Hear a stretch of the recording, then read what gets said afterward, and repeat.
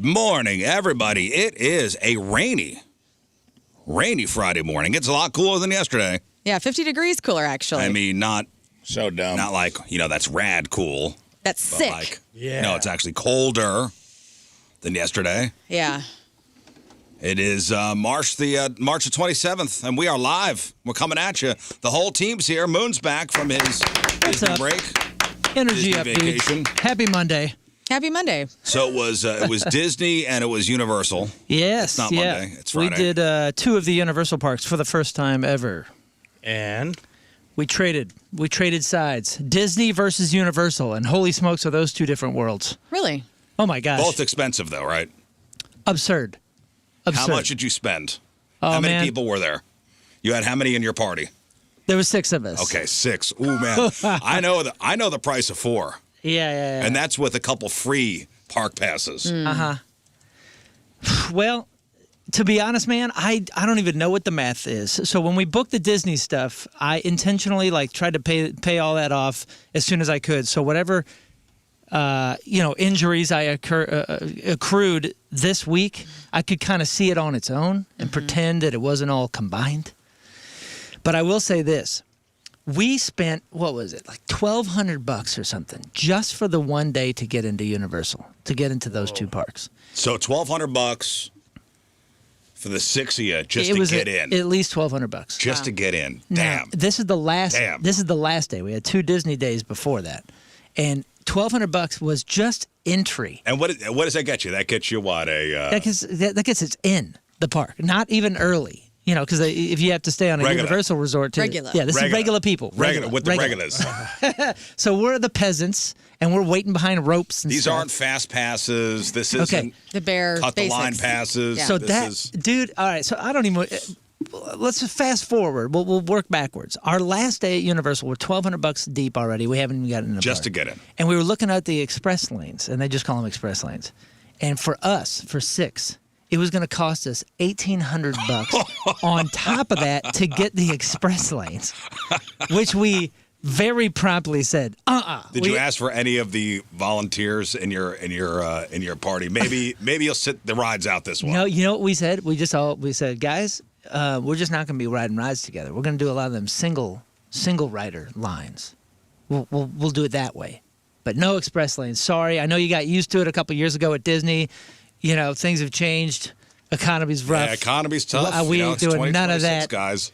And we didn't get any at Disney either. By the way, we didn't get the express lanes there either. Yeah, I feel like one of these Disney vacations, Universal vacations, people go nuts. They spend a ton of money, and they don't realize until they get back and they see the bill. Yeah, yeah. Because you can get caught up in all that stuff. Oh, you You're get not caught up supposed real to quick. Okay, so let's back up a little bit.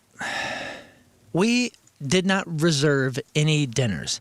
And, you would think at the parks that this stuff is super expensive. Like here at a ball game, you're paying, $15 for a beer, $9 for a water.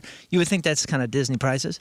It's actually pretty reasonable. When you're out and about, the waters, I think, are $3 or $4 or something, and the food is reasonably priced. And it's That's pretty good food, especially if you know where to go, because every little section has its, specialties. Yeah, but when you start throwing in having dinner with a princess. Well, yeah, we didn't do that.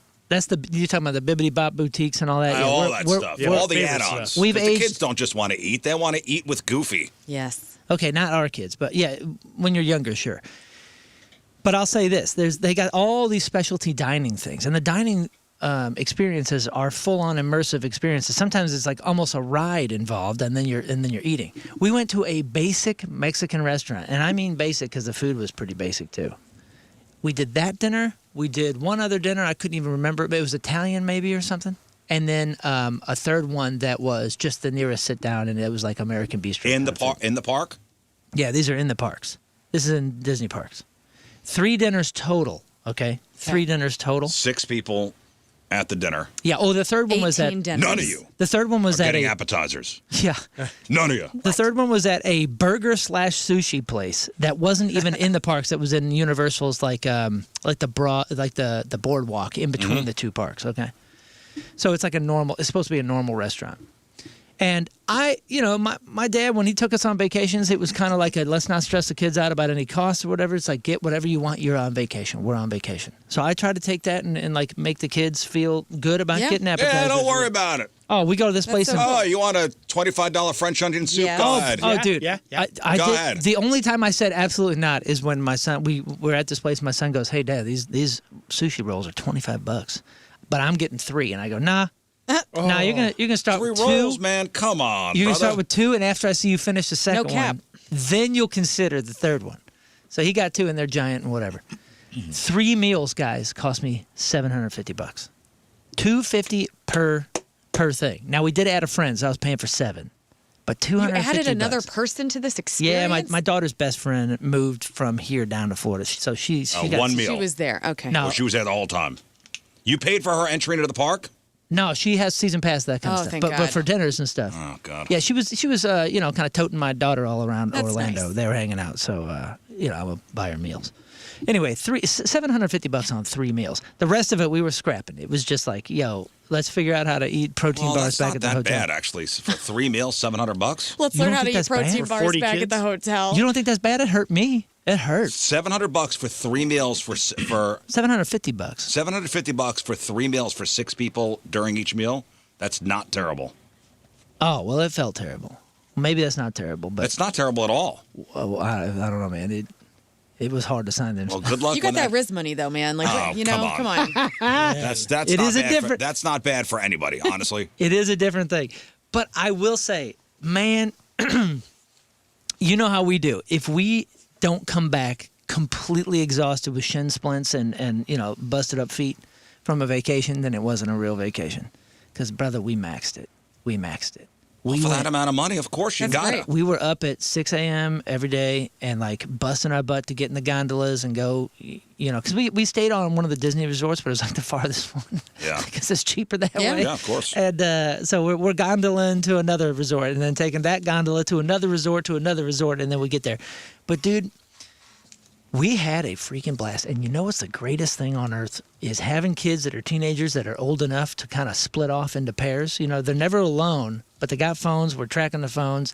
And they're like, yo, we don't want to do this ride. We're going to go over here. Or we're going to take the gondola to this park and go wait in line for that. It was the coolest thing ever. We did the single rider lines, a whole I'm starting bunch. to turn into an old person where, man, I'll just sit on the bench. I'm just going to sit on the bench. You guys Dad do what on you the want bench to do. era? No way. You Oh, can no. leave me for like 2 hours. I'll just sit here on the bench. No way. The rides are too good. I'm telling you, I hate to be like one of those guys, but man, some of these rides are so good that you get off and you go, whoa, this is a good time to be alive. I never thought that I could feel this in danger. There was a ride, and I know people are going to come out. There was a ride at Universal called Velocicoaster that I'm an adrenaline junkie, and I had my hands up and everything, and there was one little part of that where I put my hands out, I freaked out. I thought, how have they not killed somebody? Somebody's got to fly out of this thing. What They're is it, a gonna kill 'em. Velociraptor coaster? What are you talking Dude, about? it's Jurassic Park, and Yeah. they put you in Jurassic Park. This stuff is so Totally immersive, huh?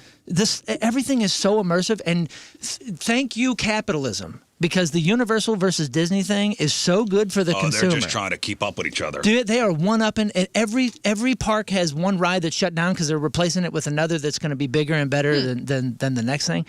That Velocicoaster was incredible. This Hagrid ride in Harry Potter.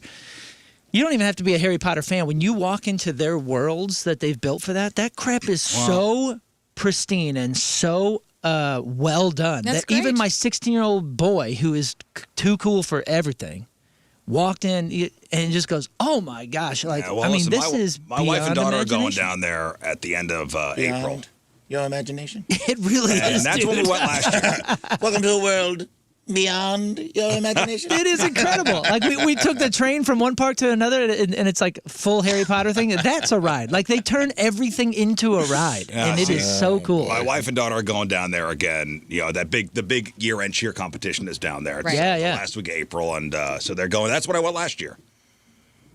And my daughter goes, "You up for another Disney round?" I go, "Hell no, Dude, no way." you're silly. You're cheating yourself. No, Well, I'm you not. should go to I'm really Universal, not. 'cause if It you was, listen, for as much fun as I had, and it was fine, there was also built-in aggravation, and I'm Well, good. You got to pay the aggravation away because them lightning. I got to lane pay the people- aggravation tax. Yeah, I don't need to. because them Oh, lightning God. lane people were flying around us, dude. They were just cooking. Agri-tex. Riz, if you got to go to Universal and have AAA because everything's 40% off. Is that real?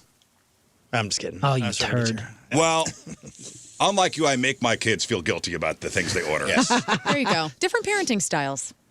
Yeah, different parenting styles. Yeah. I like to make them. I like to make a show of when I get the bill. I like to open the bill fold up and pass So it you see around. this? Pass See it this? around, guys. See what your dad. You see what you cost See me? how much your dad loves you. Oh, Lord. He does that at the dollar menu. Yeah. Yeah. You see this? At Now he- McDonald's, he asks for a $4. receipt on the dollar menu, and he shows it to them in the car. You see this, guys? My son did have 3 pieces of sushi left over, and I was looking at it going, hey, Better man. eat that, buddy. But hey, brother, what happened to 3 rolls? You better Nothing eat that. left. Clean plate club, pal. That's $75 worth of So I media was for wondering, sushi. It like was it's crazy. easy to say you don't want them to feel guilty for ordering food until they leave a bunch on the plate. Yeah, yeah. Dude, nothing then all of a drives me sudden more you're crazy. like, Cool Dad is going away. You're like the dude from, what's the guy's character from M. Night Shyamalan movie where he turns into like the Horde or whatever? You start turning into a different person. You're like, Cool Dad goes away now. Yeah. Split. Yeah, Yeah. Split. Thank you. Oh, yeah. You turn into that guy whenever you turn into the Horde. Whenever you're like, there's 3 cheese sticks left over. You're like, you only eat. The Horde has spoken. That's so true. My I move don't was, care about the starving kids in Africa. My move was I controlling do. the It's more appetizers. of look how much you made me spend and you're wasting.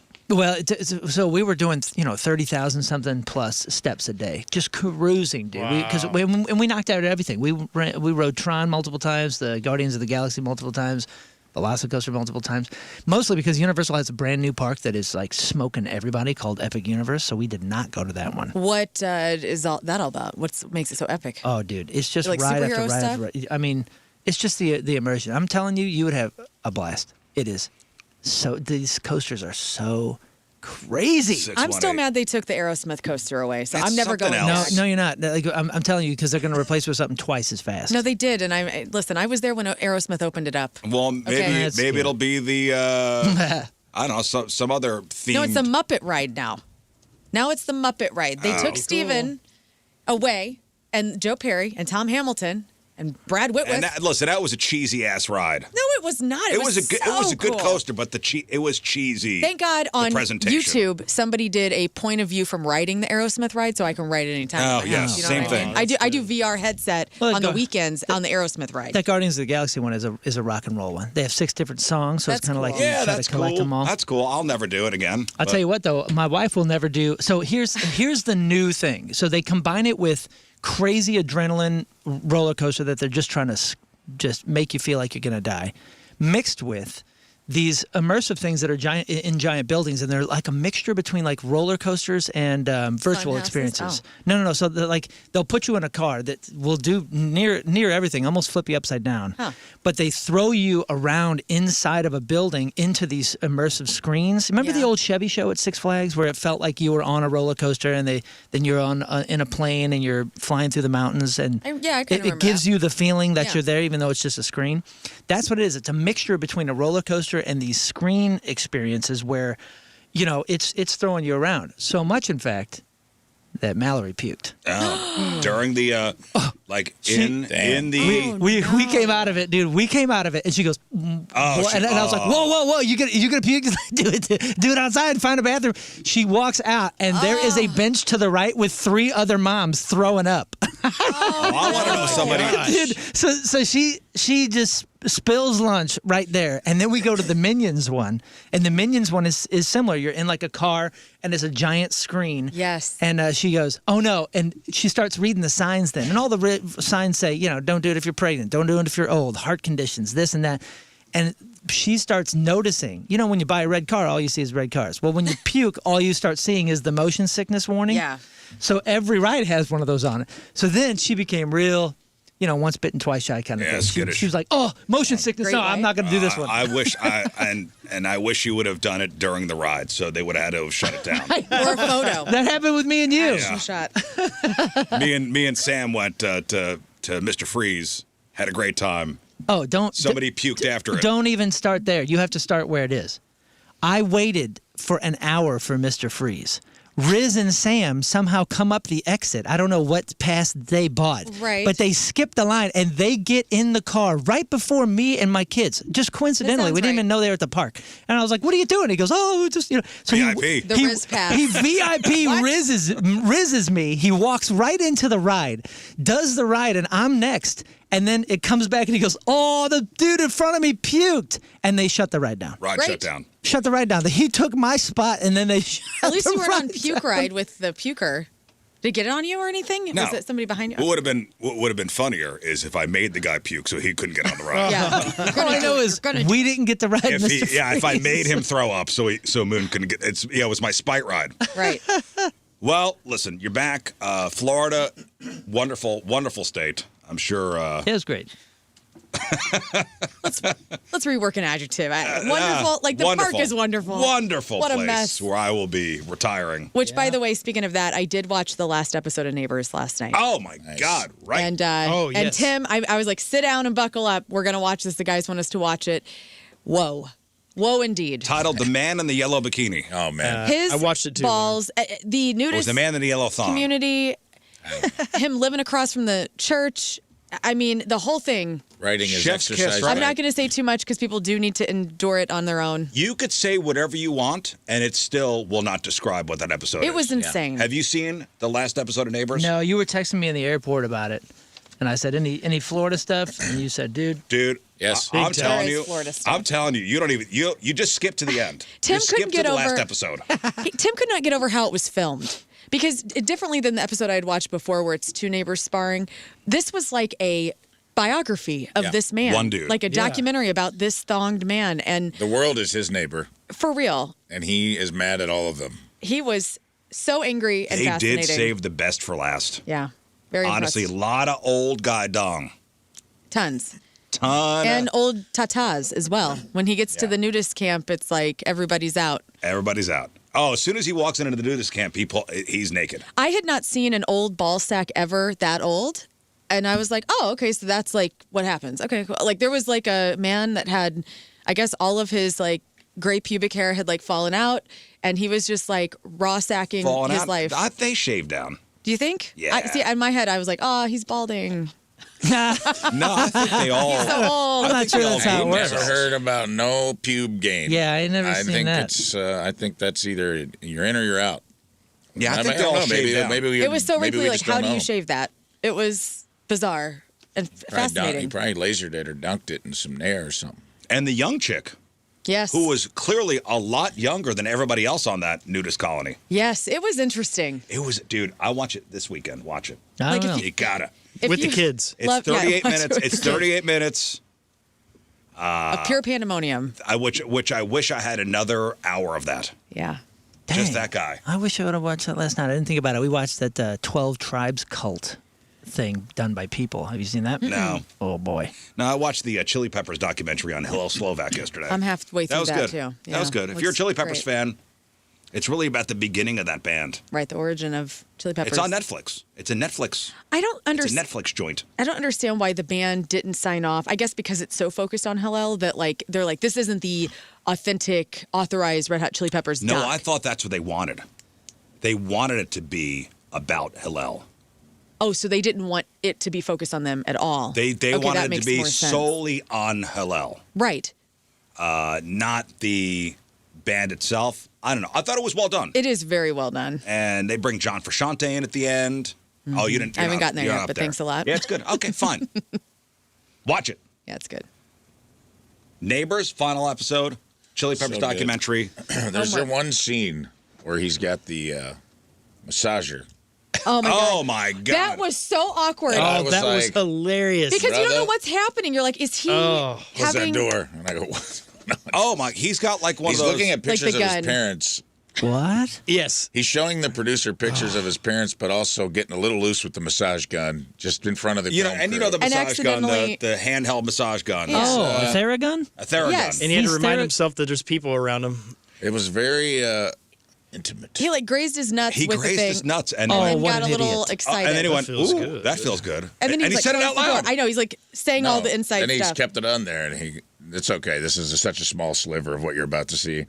He just kept it on there, and he goes, "Ooh, I can't stop." I know. And he goes, "Shut that door." And then the camera guy's like, I feel bad. "Hey, thanks for sharing that with us." And then just got out of there. Man, you got to be careful though, because that thing can break your fingers if you try to grab it. Because it goes back. You get a little. Yeah, he had his thong on. You get the. Oh, okay. He had his I thong was like, on. you get the worm stuck. No, in he there. had he was still in San Diego at this point. He had his thong on. Okay. Hey man, it sounds like a Before guy you guys living in are his like, own world. It's spoiling Yes. it. Stop. Trust me, we're not even scratching the surface. You're good. Just watch I told you, we could tell you the entire thing, but yet it will still not tell the story of what you will see. And honestly, it was what I saw when he went to the nudist resort was very akin to what I experienced when I went. Like, they were cool people. They were just Karaoke, they were playing chilling. sports, They were trying to make foam party. they were trying to make him feel welcome. He was definitely not chill. No. Wait, this is a Florida guy, or you said San Diego? He's from California. He's from San Diego. He is shunned in his neighborhood for being a guy that just wears a yellow thong, and he works out on his driveway, and he lives across the street from a church. His neighbors hate him. So he's an exhibitionist. Very much. And a weirdo. Well, no, he said he's a late bloomer. He says he's like I didn't. What does that mean? Well, he meant like It means nothing. He wasn't like this when he was younger, and then he had like a health scare, and then he decided to get healthy, and then he was like, I don't want to wear clothes anymore, and I'm gonna be on. He this doesn't have to work elliptical. out. Oh, is he healthy? Yeah, he's in good shape. He He looks ran good? marathons. He was like on CBS. He doesn't have to and everything work like that. out What do you mean? in his Well, driveway in a thong. No. Are you jealous? What? Where? Yeah. He's in good shape for his age. Yeah, he's Yeah, like he's a in his million 70s. years old. He's in his 70s. He's 73. Well, I know yeah. someone tagged me and it was like, "This is just you in 30 years," and I go, "You know what?" And someone's like, "This is you. Look at his long hair. He's too tan. He's wearing a yellow thong, running around the neighborhood." And they're like, "Well, let's hope this isn't exactly like you." See, I told Tim, I go, this is me in a couple more years. Yeah. I like looked over and I'm like, this is me. This like is if me I when I moved to Florida. I'm yes. going to shave down. Well, once he took his thong off, everybody goes, "Well, I hope it's not exactly like you." And I go, "All right, man, Oh, His it shows junk everything. was just Oh, whatever. yeah. Oh, yeah. Super it's tight. fine."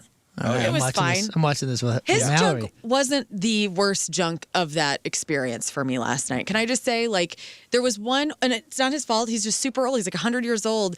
The guy who, like, is very kind and, like, At the nice end? to him. Kind of like, yeah, at the end. In the like, garden party, and he's, like, being lovely.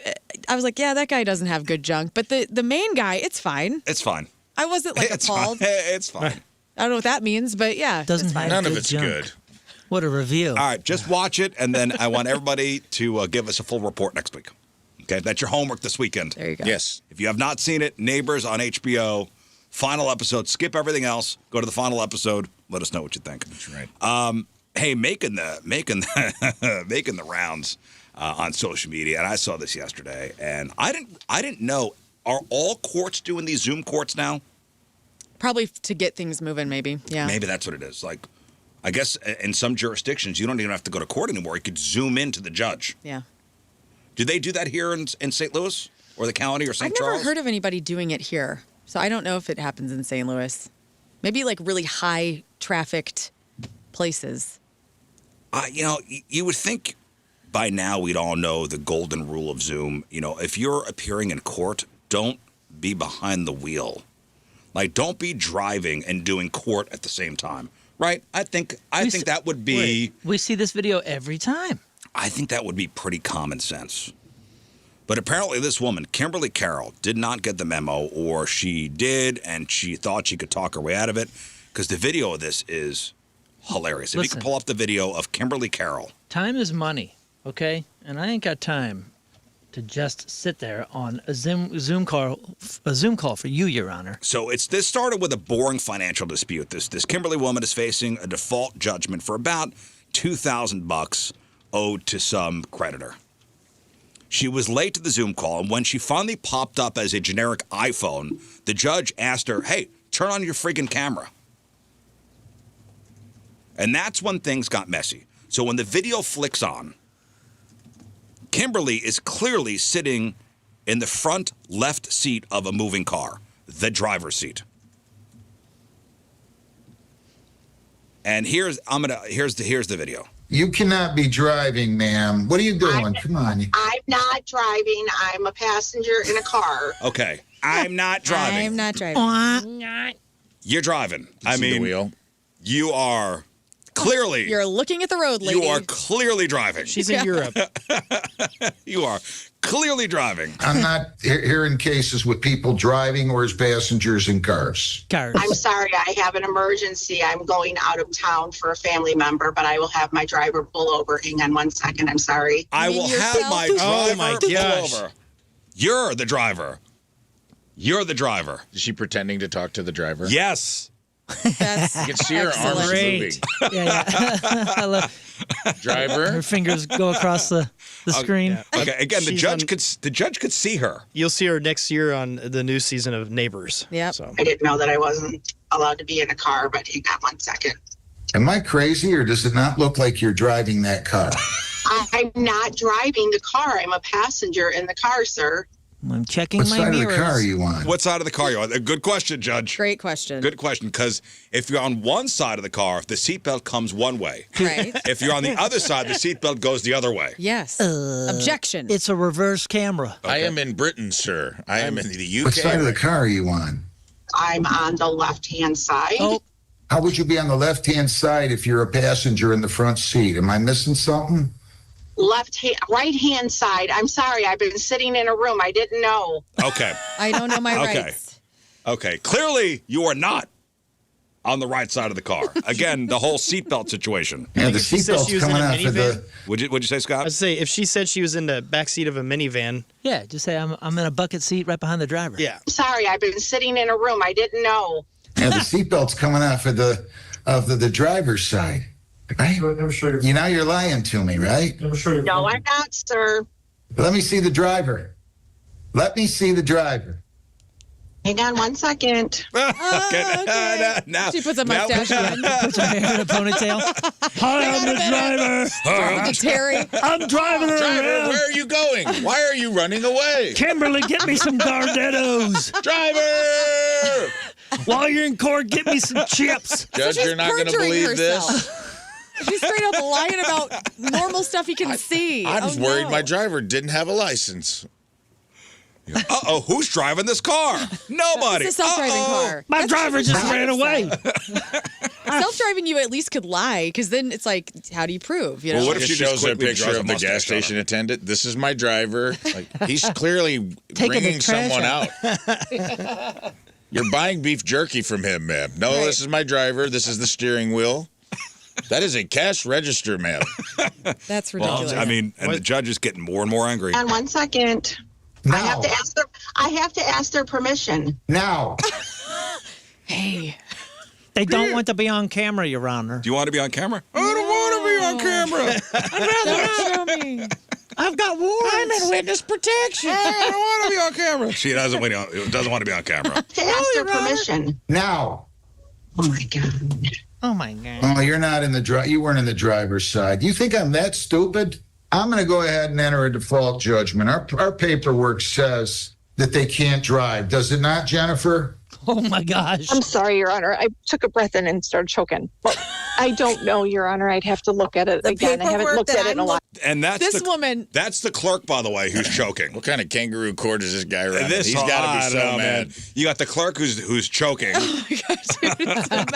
sorry, Your Honor. This is Counselor, can you do something? Sorry, I was in the middle of rubbing one out. What'd you say, Your Honor? Like, what's going on in my courtroom? in the passenger I hate seat? Zoom court. Yes, Zoom court. She's in a robe. Zoom court sucks. Everybody's got something else going on. At it This again. I haven't Paperwork looked that at it in a I'm while. looking at, it does not say that I cannot be in a car.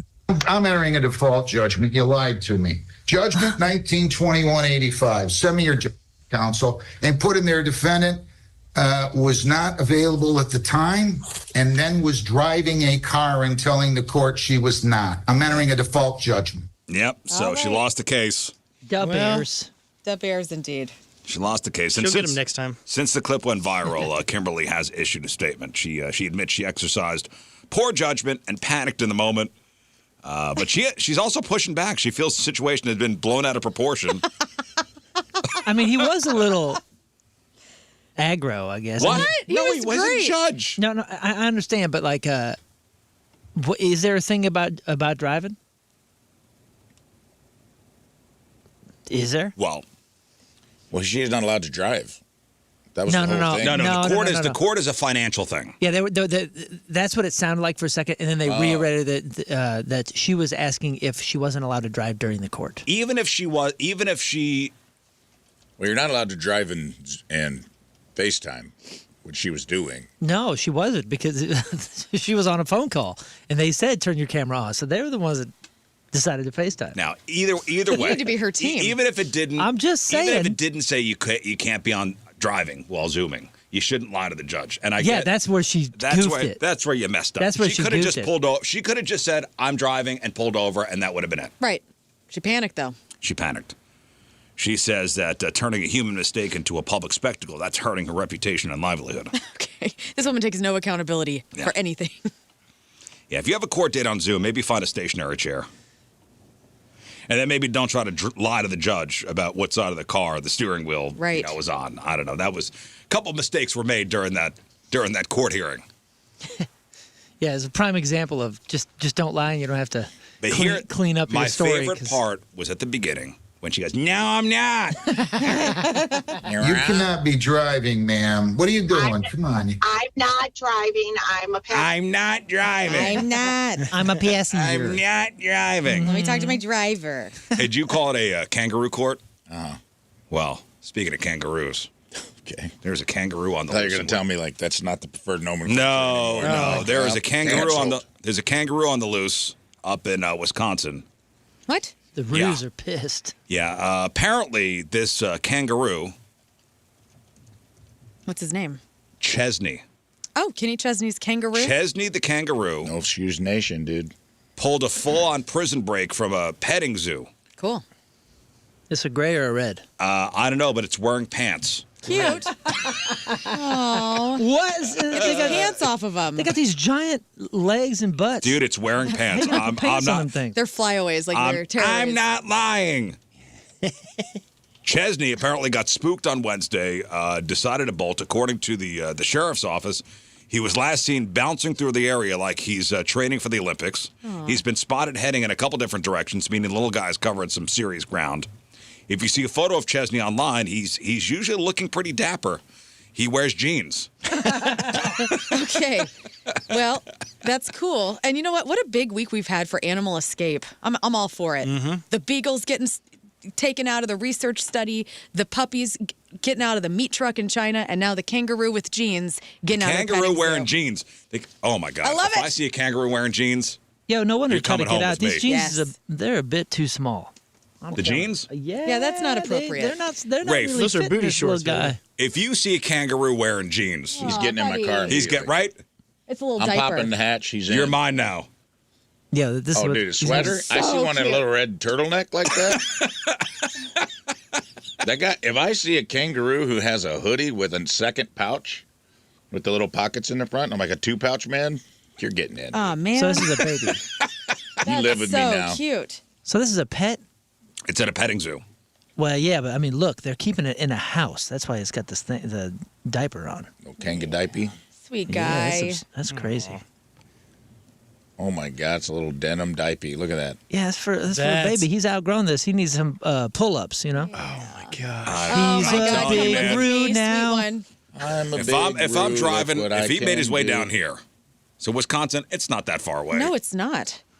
Yo, if that's a red, which, oh no, he looks like a great. If I'm driving down 109 and I see Chesney in jeans, Yes. Do you have any idea how big these things get? I don't know. I'm don't pulling care. over. I'm going to get in. That's fine. The reds get like over 6 foot, maybe 7 foot tall. This is my security. They are huge. You guys, Dude, if I had a security kangaroo, Right? Dude, and when they bow up, they look like I you know. dude, if I could Stallone. train a kangaroo to be my security guard, So beefy. oh my God, is that a thing? Can you do that? The lunk sure alarm you is can. going off. the veins they have are crazy. Yeah, they're They're Are shredded. kangaroos trainable? Probably I don't not. know. They'll tear you up. I know they're cookable. I don't know about Stop training. this, Scott. No. Hey, don't you have a sack? Don't you have, No, I didn't. Maybe I did get one. I have one. in a, Oh, okay. man. Did I get you that? No, old sales guy John did. Oh, okay. Yeah. I would love it. In Australia, in the airports, in the gas station, everywhere, they have coin purses that are scrotums. Yeah, I got kangaroo one. scrotums that they sell everywhere. I use it all the It's time. one of their big. It's one of their Okay. big And the best- tourist That's where I exports. carry my When I chain. was in Australia, one of the bandmates, he's a big PETA guy, And he was the one who found that. He's like, dude, you got to come to the store with me. And he's like, I know this goes against everything I stand for, but he's like, look at all this weird jerky. It was like every weird animal you can think of and a sack. So I bought a ton of stuff. And he's like, I wish I could have some, but I can't. I would love to they put you like the little pouch apron on you, and then the little joeys like bounce into your little sack, and you can carry them like a mama kangaroo. Oh my God, can you imagine? Well, I want to know if you could train these things because I want to get a security roo. Yeah. And the sheriff's office up there in Wisconsin's like, hey, please do not try to fight the kangaroo. They put that specific request out there. Yeah, just leave them alone. Quote, Chesney is likely scared, so please be careful with him. Please do not challenge him to a boxing match. That is what they put out. Training a red kangaroo is possible to a limited extent. It requires specialized knowledge and understanding of their unique behavior. They're non-domesticated and have very unique traits that set them apart. They do have a level of intelligence that should not be underestimated. But you would have to dedicate a lot of research to how to train them. Yeah, let's go. Let's go. I always feel like, and I could be wrong, I always equated their intelligence trainability to that of like a deer. Yeah, they basically. What can you train a deer to do? That is probably what you could train. I don't think you could train a deer to be security. Maybe you could. Oh, man. I mean, they're Australia's Imagine deer. if you had both. Yeah. Like you had a big like hulking, an ripped elk, out, yoked out. Just a yoked out elk and a wallaby, just like following you around everywhere you went. Oh, wallabies are cute. Until they're not. With them hind legs. Until they're not. Yeah, but they're little. I mean, well, if you see some of these like male kangaroos, they are like. I know. Which way's the gym? They are coming at you like bowed They're all up. like bowed up with fists. Yeah. And they're like, their arms are out to their sides. Yeah, and they have those crazy veins that you only get from working out and showing off your muscles and They're on greasing yourself up. HGH. Yeah. And they got pecs. Yeah. And if I could walk around one of those, see me at Point Fest. No, you won't. With my roo. Yeah. With my roo security guards. My army of roos. And just so you know. They look cool in sunglasses. There's a picture of Johnny Venus with one. He's just laying there. That's Johnny's hair. That's funny. Just chilling. No. Now, in case you're wondering, and I know you were, owning a kangaroo in Wisconsin is perfectly legal. Oh, my. Chesney is a regular at the petting zoo, although he's definitely the most exotic resident there at that particular zoo. By the way, this is not the first time a kangaroo has gone rogue in the States. A kangaroo in Alabama last year got loose. And that kangaroo's name? Sheila. Oh, hot Sheila. Yes. Just like my mom's cat. That's right. Sheila. Sheila. Sheila. Sheila, come home. It's Sheila. Sheila, I'm a fail. Sheila. Shut up, bitch. An Australian Sheila, girlfriend. the kangaroo. Shout out to my Aunt Sheila. What's up? There's a kangaroo park in Calhoun County, Illinois. Didn't know that. Really? Well, if you get them in them parks, they're pretty used to people. You can kind of come up to them. But I would definitely not go up to one in nature. No, you remember the one that the viral video that went where the guy had his dog in a headlock. The kangaroo had the dog in the headlock, and the guy came up and fought the kangaroo. Yeah, he just popped it. It looked like squared up and popped him in the face, and the guy got in trouble. Oh, man. Like people whatever. were pissed at the guy. Well, You gotta protect your dog. Those are probably Americans or PETA people. Australians, like outside of the cities, they view them as deer. They're annoying. They run out in the road and cars hit them all the time. And imagine a deer with a 200-pound lower end. So in Australia, the kangaroos are like deer. They're all over the place, right? Everywhere. Everywhere. Out in the country. Not in the cities or nothing. Hey, you want to know what the kids are into? I think we got our finger on the pulse of what the kids are up to, right? Yeah, we're a hip show. Yeah, we are. This story's pretty wild. It's got some parents concerned. There's like a middle school trend and a high school trend here. You probably heard, you guys know Five Nights at Freddy's? Yeah. Oh, yeah. Seen the movies, played the games with the kids. Yeah, I played the games. Yeah. I don't think I've seen the movie. I think I've dropped the kids off of the movies. It's not bad. It's got that Josh Hutcherson. Yeah, kid. the Hunger Games kid. Yeah. Yeah. Yeah, it's exactly what it was supposed to be. Well, there's a new unofficial parody that's circulating the school districts across the country, and the school districts are sounding the alarms. It's called Five Nights at Epstein's. Yikes. Oh, no. And it's exactly how it sounds. While the original game, features animatronic robots, this version uses the likeness of Jeffrey Epstein. So this is a browser-based game. Meaning kids don't even have to download an app. They could just play it right on their high school-issued laptops. And the gameplay is pretty disturbing. Players act as victims trapped on the island. They have to monitor security cameras and navigate rooms to avoid being caught by Jeffrey. Wow. Yeah. Do they get to beat the hell out of Jeffrey? No, again? to win, they just have to survive 5 nights without being found. Well, they should have done it where you could take Jeffrey into one of the rooms and all the people that are affiliated and beat the hell out of them all. Interesting. This is like some of the games that were kind of coming about when we were young. Remember Cartel on? It was called Drug Wars. Drug Wars. That's what. That's what I was going to bring I up. thought it was Cartel. They still have it. You played it on your the graphic calculator. Yeah, I have it on my phone. It's a free app on the phone. Leisure Suit Larry was. Oh yeah, dude. I Leisure remember Suit that. Larry was not. We didn't play that on the school computers or the school. No, but I'm saying that was a very highly inappropriate, weird game. Yeah, you could buy that. That was like a Walmart special. Yeah, this is like the kids are playing this at school on their school issued laptops. But when we had the graphing calculators, it was a game called Drug Wars. Yeah. Never played it. Really? Yeah, never did. Oh, you missed out. It was cool. Yeah. Just taught you to be a kingpin and look like you were doing math. Oh, dang. You got Which you were, was it 30 You're learning days? math. It's How 30 many days to make like kilos? $1 million or 18 something. keys up in the trunk. Yeah. That's 1.5 mil worth of crack. UGK was doing that math for me in all of their rap songs. That's amazing. At least you're learning.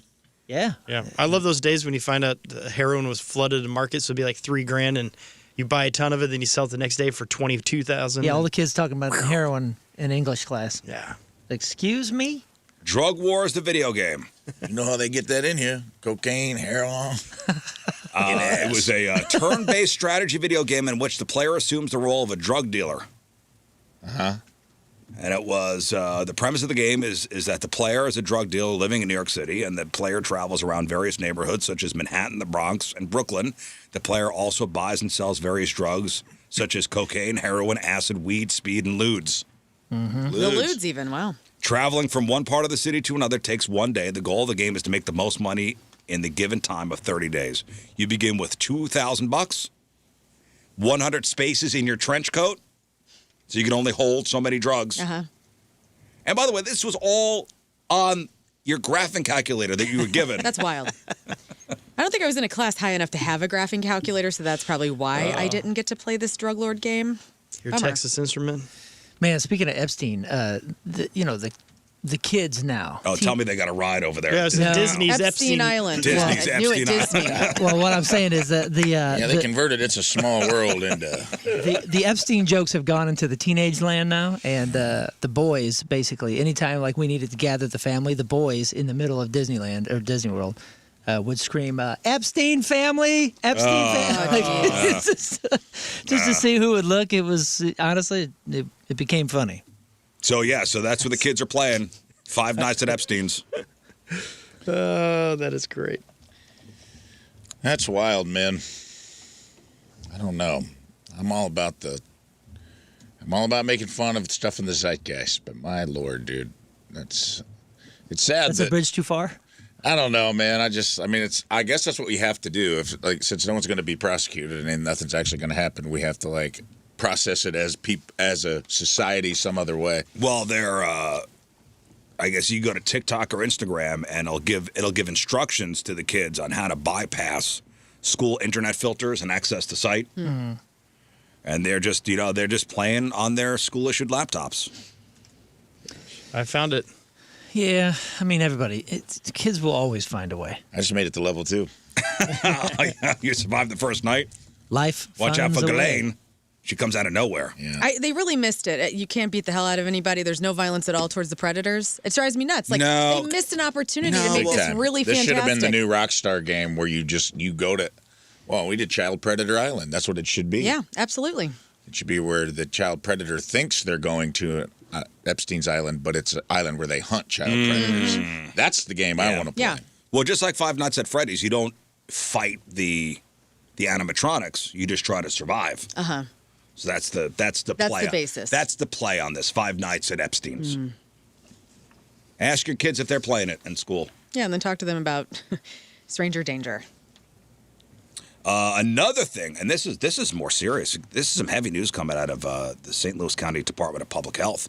Officials are sounding the alarm on a veterinary sedative that's being mixed into street drugs, and it's making overdoses a lot more complicated to handle. So this drug they're calling a rhino trank has been hitting the streets here in St. Louis. Oh no. Rhino trank. It's a drug actually called melatonin. Melatonin. In the medical world, it's used by vets to sedate everything from house cats to exotic wildlife, hence the nickname. On the street, it's being mixed with fentanyl and sold in powders and capsules and pills. And the scary part is it's escalated fast. I was going to say, like, is this because maybe fentanyl imports are down and so now people are going to the rhino trank to... I don't know, but the biggest danger here is that this rhino trank is not an opioid, which means that Narcan cannot reverse it. Whoa. So the result is even if somebody gets Narcan, they may stay unconscious or deeply sedated for a long time because this tranquilizer is still in their system. Oh, man. Don't do white drugs, people, okay? Right. Do green drugs from the earth. Come on, man. No white drugs. No white drugs. No powders, no pills. No powders, no powders, no pills. Yeah, for real. It'll change your life. Don't do it. No powders, no pills. The rhino... Leave your weapons here. Do you remember the crocodile? One that would, like, eat your muscles? Oh, yeah. So, this, like, I would stay away also from any of those animal ones. Yeah, but wasn't ketamine, or isn't ketamine horse tranquilizer? Yeah, I thought so. It is veterinary grade animal trank. I don't know if it's specifically horse, but they do use it on horses. I always thought it was called horse tranquilizer. I think that was what they called it. Yeah. Like, oh, dude, we got this from a vet, or somebody did, a veterinary place. Could put a horse down. Here, try this. I'm just thinking of in old school whenever he gets the trank into his... Oh, yeah, in his neck. Yeah, and it's Hello Darkness, my old friend. They use it for horses, cats, dogs, even wildlife. So, and here's the thing: it's not the kids really. Data shows that men between the ages of 35 and 44 are being hit the hardest with this now, and the county has seen specific spikes in fluorescent and Jennings. Oh my!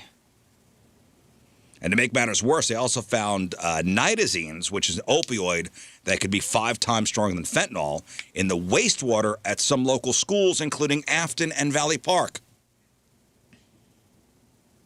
So the county is urging everyone, especially in high-risk areas, carry Narcan. You can get it for free from vending machines across the county. And that's for that nitazine stuff, because that is an opioid. And the state's Good Samaritan law protects you if you're trying to help somebody. So if you see an overdose, even if you are a drug user as well. Man. So even if you're using and you see somebody overdose, like, you're not going to get in trouble for calling 911. That's the Good Samaritan law. Mm-hmm. So call 911, administer Narcan, multiple doses may be needed. Never leave the person alone. But I think that's pretty vital community info. Yeah, I just got a call for someone who didn't want to go on air, but his son passed from this, and he said it's everywhere, it's in everything, weed, all this, they're putting it in all the crap. Man, so just be careful, guys. You all need Jesus. Stop it. And Yeah. a hobby. Yeah. It's in everything? What do you mean? Like they're putting it in all the drugs. put Like in Putting what in it? Huh? This metatotamine. Oh. Yeah. Or that metatomidine. There it is. I try to write it out phonetically, but even still. Meta. Are they calling it meta? Yeah, you can always... Metatomidine. It's a good law to have an effect because they used to, people used to not call because they didn't want the police to show up and people would die. So it's a really good law. I think so as well. And it does work. I've watched it play out. Where you've I don't know if you've seen somebody overdose or... There's been, they've been to my neighbor's house probably 20 times since I've been there. There'll be 2 ambulances in the fire department. They'll go in there and pop them with Narcan, put them on a stretcher, and then they don't want to go to the hospital, and they put them right back in the house. I've watched it play out from my front porch. Even if there's another drug user in the house, right? That's what I'm saying. Like the police don't even show up. Like it was fire department. Oh, really? The police don't show up? Really? Not on the I always call. thought the police had to show up first to kind of protect the... I think sometimes they do because they're the closest. Maybe I've never seen it at This is played really? out. This is for real. Like all jokes aside, this has played out at my neighbor's house like so many times that it was becoming routine at a moment where like they would come. There's a specific dude living over there that it's always the same guy, and the fire department show. I think fire department's there for support if they need to, but I've never seen the police show up. It's always legit question for you paramedics out there in the city, in the county. If there is somebody overdosing or there's a call about somebody overdosing, do the cops have to show up first? Yeah, call us. I don't think want to hear anybody- an actual paramedic tell us. I don't think anybody has to do anything. I think it's whoever's closest, because I think they all have Narcan. You know, I think if a cop is close and they get a call and it's an overdose. Well, I and think you got he's Narcan, saying they like, get there. are the police there to make sure it's safe? To make sure Paramedics it's safe for the paramedic. Oh, I see. They're not. Paramedics are trained to save, just obviously save lives. But if they're going into a situation which could be potentially dangerous for them, I see what you're saying. they're not trained for that. So do the cops have to be there first, or is it whoever shows up first shows up first? Legit question. For real. Yeah, and helpful question. But seriously, that Good Samaritan law is there for a reason. It protects you if you're trying to help somebody. So in all seriousness, I think that's an important thing. Have you started noticing the signs something on the internet was AI generated? It's pretty good. Now I'm talking text, not just pictures. What do you mean? There's a college professor at Chapman University in Southern California. He went viral this week after he revealed that there's one word that's a dead giveaway that something was written by AI. One word. If you see this one word. No. There's one word that's a dead giveaway that something written is AI. How many syllables? Is this obvious? Just anything? I can hear it. There's 3 words I can always pick out that I know. I can hear it when it's done. And when we were on the Tammy cruise, I could tell the announcements were done by ChatGPT just because we've worked with it so much now that I can hear it. Not the way it's pronounced, but the way it's written out in a script form. And it's a single word. How many syllables? 2, 3 syllables. I do it on my fingers. GPT. The word is moreover. Moreover. Moreover. Oh, well, yeah, because nobody says that. Right, that's what it is. So this professor's like, that rarely appears in casual, writing or conversation. So when this professor sees the word moreover in a paper or other communication from a student, he's like, that AI's involved. Yeah. Okay. Did you see that they're going to, maybe you're going to cover this, go to like oral Yeah. exams because they want people to actually be retaining knowledge. So instead of writing a term paper, you will have to give an exam orally. So they make sure that you are actually retaining knowledge. Right. So that some universities will now be going to oral exams Which rather I'm than all written. for. Cool. Whatever. So several students, jumped in the comment section to say that they might not use words like moreover, furthermore, or thus in everyday language, but they use those words all the time in formal papers. Now, the response was so big, he posted a follow-up video to say that he doesn't dislike students using AI.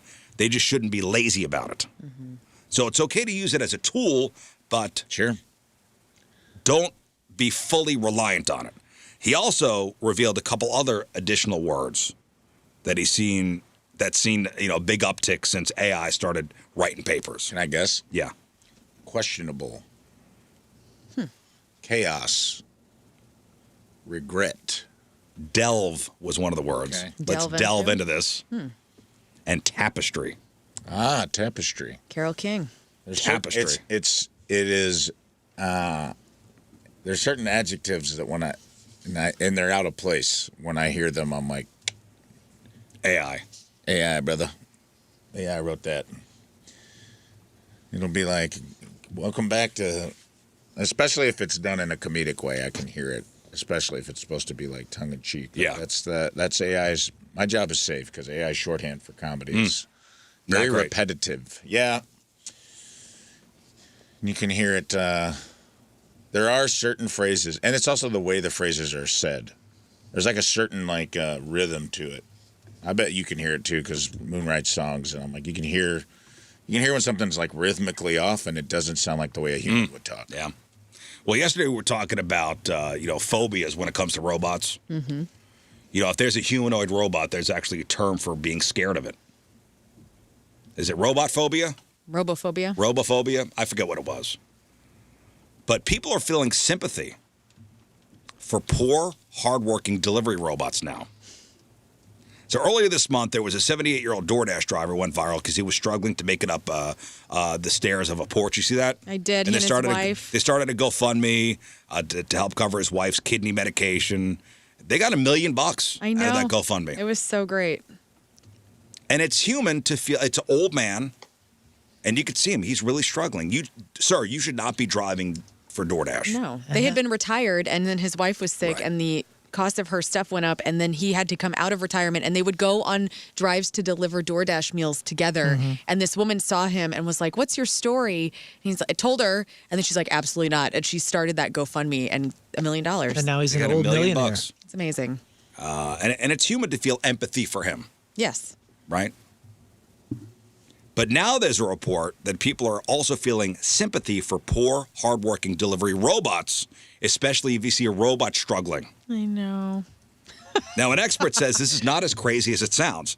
He says there's 30 years of research that's shown that we treat computers as if they are social entities as long as they meet 3 criteria. Okay. Number 1, they're interactive. Number 2, they use natural language. And number 3, they perform roles that were previously filled by humans. It probably doesn't hurt if they look cute, too. I get all excited when I see the little tally robot at Schnucks. I always say hi to it. And I like its little thing that it says. I like that thing, so I get it. And in a way, this is similar to stories we've seen about people who feel the need to be polite and thank your Alexa or your Siri, which I do. Yeah, it's I good don't even it's do good it. practice. I don't even do it knowingly. It is, oh, thanks. I think that's fine. It's Yeah, it's better good. than being a tool bag. Yeah, it's good practice, and there's like a weird guilt built into us. But it's weird the way our minds go that way. I think there's a woman trapped in my phone. I feel bad for her. I've gotten into some pretty existential conversations with Siri, trying to see if I could bait her Yeah. Excuse me? into admitting Oh. that she's just a person trapped in my phone. If you ask her nicely. Scott's got a whole bunch of people on hold. I'm wondering if these are Paramedics? paramedics or Coppers? cops or Take a I gator. don't know. Scott, who's on the phone? Glasses. Faces. Who's Oh, on the no. phone, Scott? Let's guess the face. Scott, who's on the phone? The nice thing is, it's all the same message, so it's very good. The city, the cops don't come first. Out in the county, they come first. And then there's they carry Narcan with you. Let's see here. Okay, so A lot of good advice. Okay, wait. So in the city, the cops don't have to come first. No, they don't. They won't unless there's violence going on in the background. In the county, They do. They do come first. Yeah, they'll be there first on scene. And then there's also the Good Samaritan rule is, I guess, if so you can call if you're with somebody, you both are doing drugs and they're ODing, you can call and you won't be in trouble with the law. That's exactly exactly what I said. Yes. Okay. Well. Yep. Thank you, Scott. You're welcome. That's Thank you, interesting. everybody. Well, that's interesting that it's different, considering didn't they just merge the two, or didn't they lose that fight? Well, the city and county. Yeah. Oh no, it was the state. The state took The state took St. Louis over. Police. State took over the St. Louis City Police. And yes. that has happened already, correct? I don't know what's going on down there. I don't go downtown. I know much. it's a fight. Go. I don't go downtown These much. people are against these people. All right, listen, we got to take a break, but first. All right, Teamers, remember the day is brought to us by Hot Shot Sports Bar and Grill. Catch the madness, grab specials, and help raise money for Wonderland Camp now through April 7th at Hot Shots. Get the details at hotshotsnet.com. From St. Charles, Alyssa Murphy is our Teamers member. Yeah, Alyssa. Alyssa has been a huge fan for as long as she can remember. Memories of listening to the show with her dad while getting ready for school are forever embedded in her mind since losing him in 2012. He made her a super fan.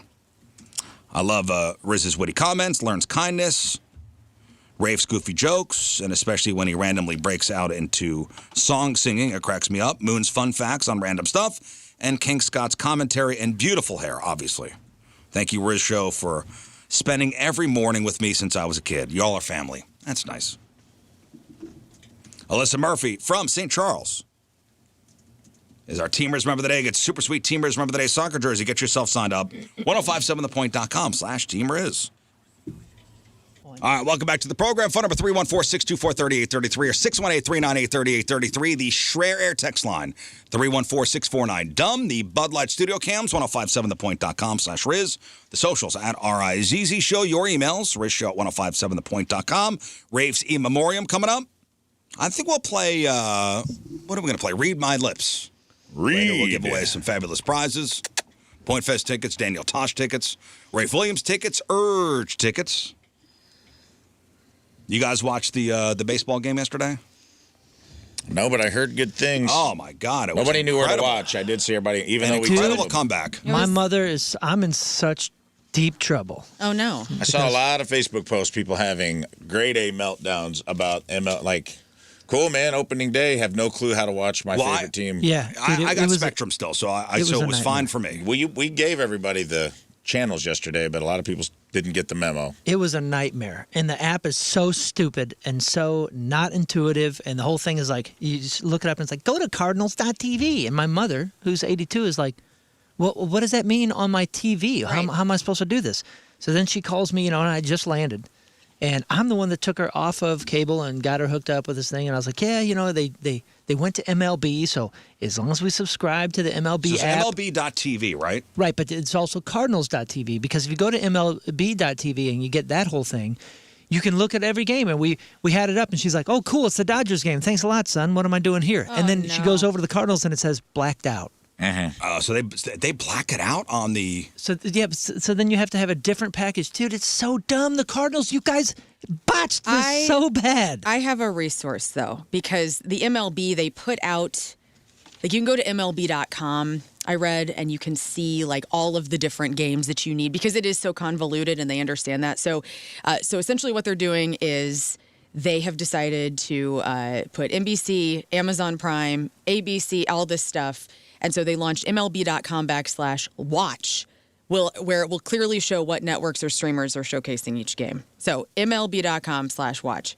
So dumb. Right, but my mother doesn't even have a computer. I know, She's and like, I'm not saying your it's mom. like my TV. But I'm saying when your mom calls, you go to that website. And she goes, I paid $100 for MLB. No, what am I doing? Where is it? Where's the game? Yeah, she's like, where is it and how do I get in? And then Where's the game? Put in your email. She's like, put in my email. Where? Where am I putting my email in? We're dealing with this with the NFL, too, because I saw news earlier this week that the NFL, the packages that they do for, like, bars and restaurants, that's going away. So it's going to make things more difficult for restaurants and sports NFL's bars. getting there. Last year, I'm like, you're one streamer away from, because it was like Netflix had games on Christmas or Thanksgiving, and then Amazon got the Thursday game, and I think Apple had one game last year, and I'm like, cool. Oh, right. Yeah. This is where... Pretty soon you're going to have Cardinals.tv. Yeah, it's a... And how do you even find it on the app? You have to... You find it on Apple TV, but if you use the app, it doesn't show up anywhere. It's really confusing. And then, and I think what they're trying to say, the MLB is trying to say this, we want the Savannah Bananas to be the thing with baseball that the whole world loves. We don't care anymore. We're giving up. Here's what sucks about it, even in general, is that the only people that are going to go to all this trouble are people who really want to see the game. You're not getting new fans like this. Okay, so... You're not flipping through the channels and be like, oh, a baseball game's on Channel 11. Cool. So if you just want if you want to watch Cardinal games and you just want to watch Cardinal games, not anything else, go to Cardinals.tv. It's $99.99 per season. Okay, if you just want the Cardinals. Now, if you want the MLB package and the Cardinals, that's $199.99. So $200. Stream Cardinals games without blackouts live for the entire 2026 regular season, as well as every other team's out-of-market games. Wait, so the Cardinals one is $200? No. If you just want to watch the Cardinals, it's $99.99. Okay, great. That's what so she the bundle got. was $200. If you want if you want to watch the Royals and the Yankees and also, the Brewers, that's that's $200. Okay, so she has the $90. She has the $100 one, and still could not find how to get in. And then on the MLB app on her TV, it says Pluto, and she's like, "Well, that's Pluto TV. I don't have Pluto." I'm not on Pluto. Pluto is awesome. Yep, there you go, 618. Just get a jailbroken Fire Stick. You're good. You're all good. Anyway, good luck out there trying to watch the Cardinal games. If you watched yesterday, it was great good that J.J. Weatherholt, who is I love him. Lern's favorite player. I love J.J. Weatherholt. He is my favorite player. Hit a home run. He looks like his face is superimposed on every photo he's ever taken on the internet. So, like, if you look at it, he looks the same in every photo that he's smiling at. It's like they just took his face and put it on a Cardinals jersey. I mean, now. he hit it dead center field, too. It was pretty cool. And I'm glad I got to see that. That was awesome. Good Chip Carey I'm glad call. you had a nice time watching it. My dream almost came true of Alec hitting for the cycle. Alec Burleson? He was just shy of the double and the triple, but otherwise, pretty close. All right. Well, speaking of competitions, March Movie Mayhem, it's going off gangbusters. Everybody's taking it. So it's our favorite 32 movies from the 90s, all going head-to-head in a bracket-style showdown. Winner takes all. By the way, Moon, Jerry Jose we had him on with Steve Ewing on Monday, and we were kind of going through March Movie Mayhem with Jerry and Steve, and people were giving us a hard time about how they were seated. Oh. So. It's gonna be okay. Everybody's gonna be all right. Dang. That's not the Disney Universal attitude. Well, I'm back, baby. That's Rizny. This March Movie Mayhem will not be beyond your imagination. Well, that's right. Listen, people are getting involved and people are voting like gangbusters. Go to 1057thepoint.com or the Point mobile app, and that's where you could vote. Love you, Jerry. So yesterday we were in the teen movie area of the bracket. Yeah. So here are the results, and I will let you know. These are the last matchups for round one, and I'll let you know the round two matchups, which we'll be voting for today. So, Clueless versus Empire Records. Who won? Clueless. It was, congratulations, Clueless moving on to the next round, 77% to 23%. American Pie versus Can't Hardly Wait. American Pie. It was an ass whooping. American Pie, 90% of the vote. Moving on. 10 Things I Hate About You versus Cruel Intentions. Oh, 10 Things. With 77% of the vote, 10 Things I Hate About You. Moving on to the next round. And our marquee matchup yesterday, Wayne's World versus Dazed and Confused. Better be Wayne's World. I voted for Dazed. I voted Wayne's. I Wayne's thought about went deep this for a me. lot yesterday. And I was like, why am I so nervous that Wayne's World's not going to get through? Right. Because then I started really thinking about Wayne's World. I'm like, oh, man, there were so many 90... Like, the dude from Terminator 2 is in the movie. Have you seen this boy? Like, the references... Yeah, I know. The references all around... You okay? No, what? The references all around were wild. And I was just like, man... If Wayne's World doesn't get through, it's going to be a big bummer. Because there's so many like references to other 90s movies in Wayne's World. Well, I will tell you. Feed my Frankenstein right now. I will tell you that Wayne's World is moving on to Thank the God. next round. Yeah. Do not ruin 62% of the vote to 38% Dazed and Confused out. So, now we're in round two. What are we voting on today?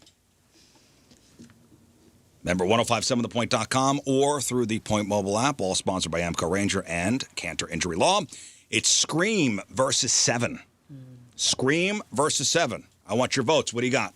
Scream versus Seven. Who moves on? I have 7. I have Scream. Heart says 7. Head says Scream. I think it'll be Scream. Oh, I'm going 7. I want 7 too.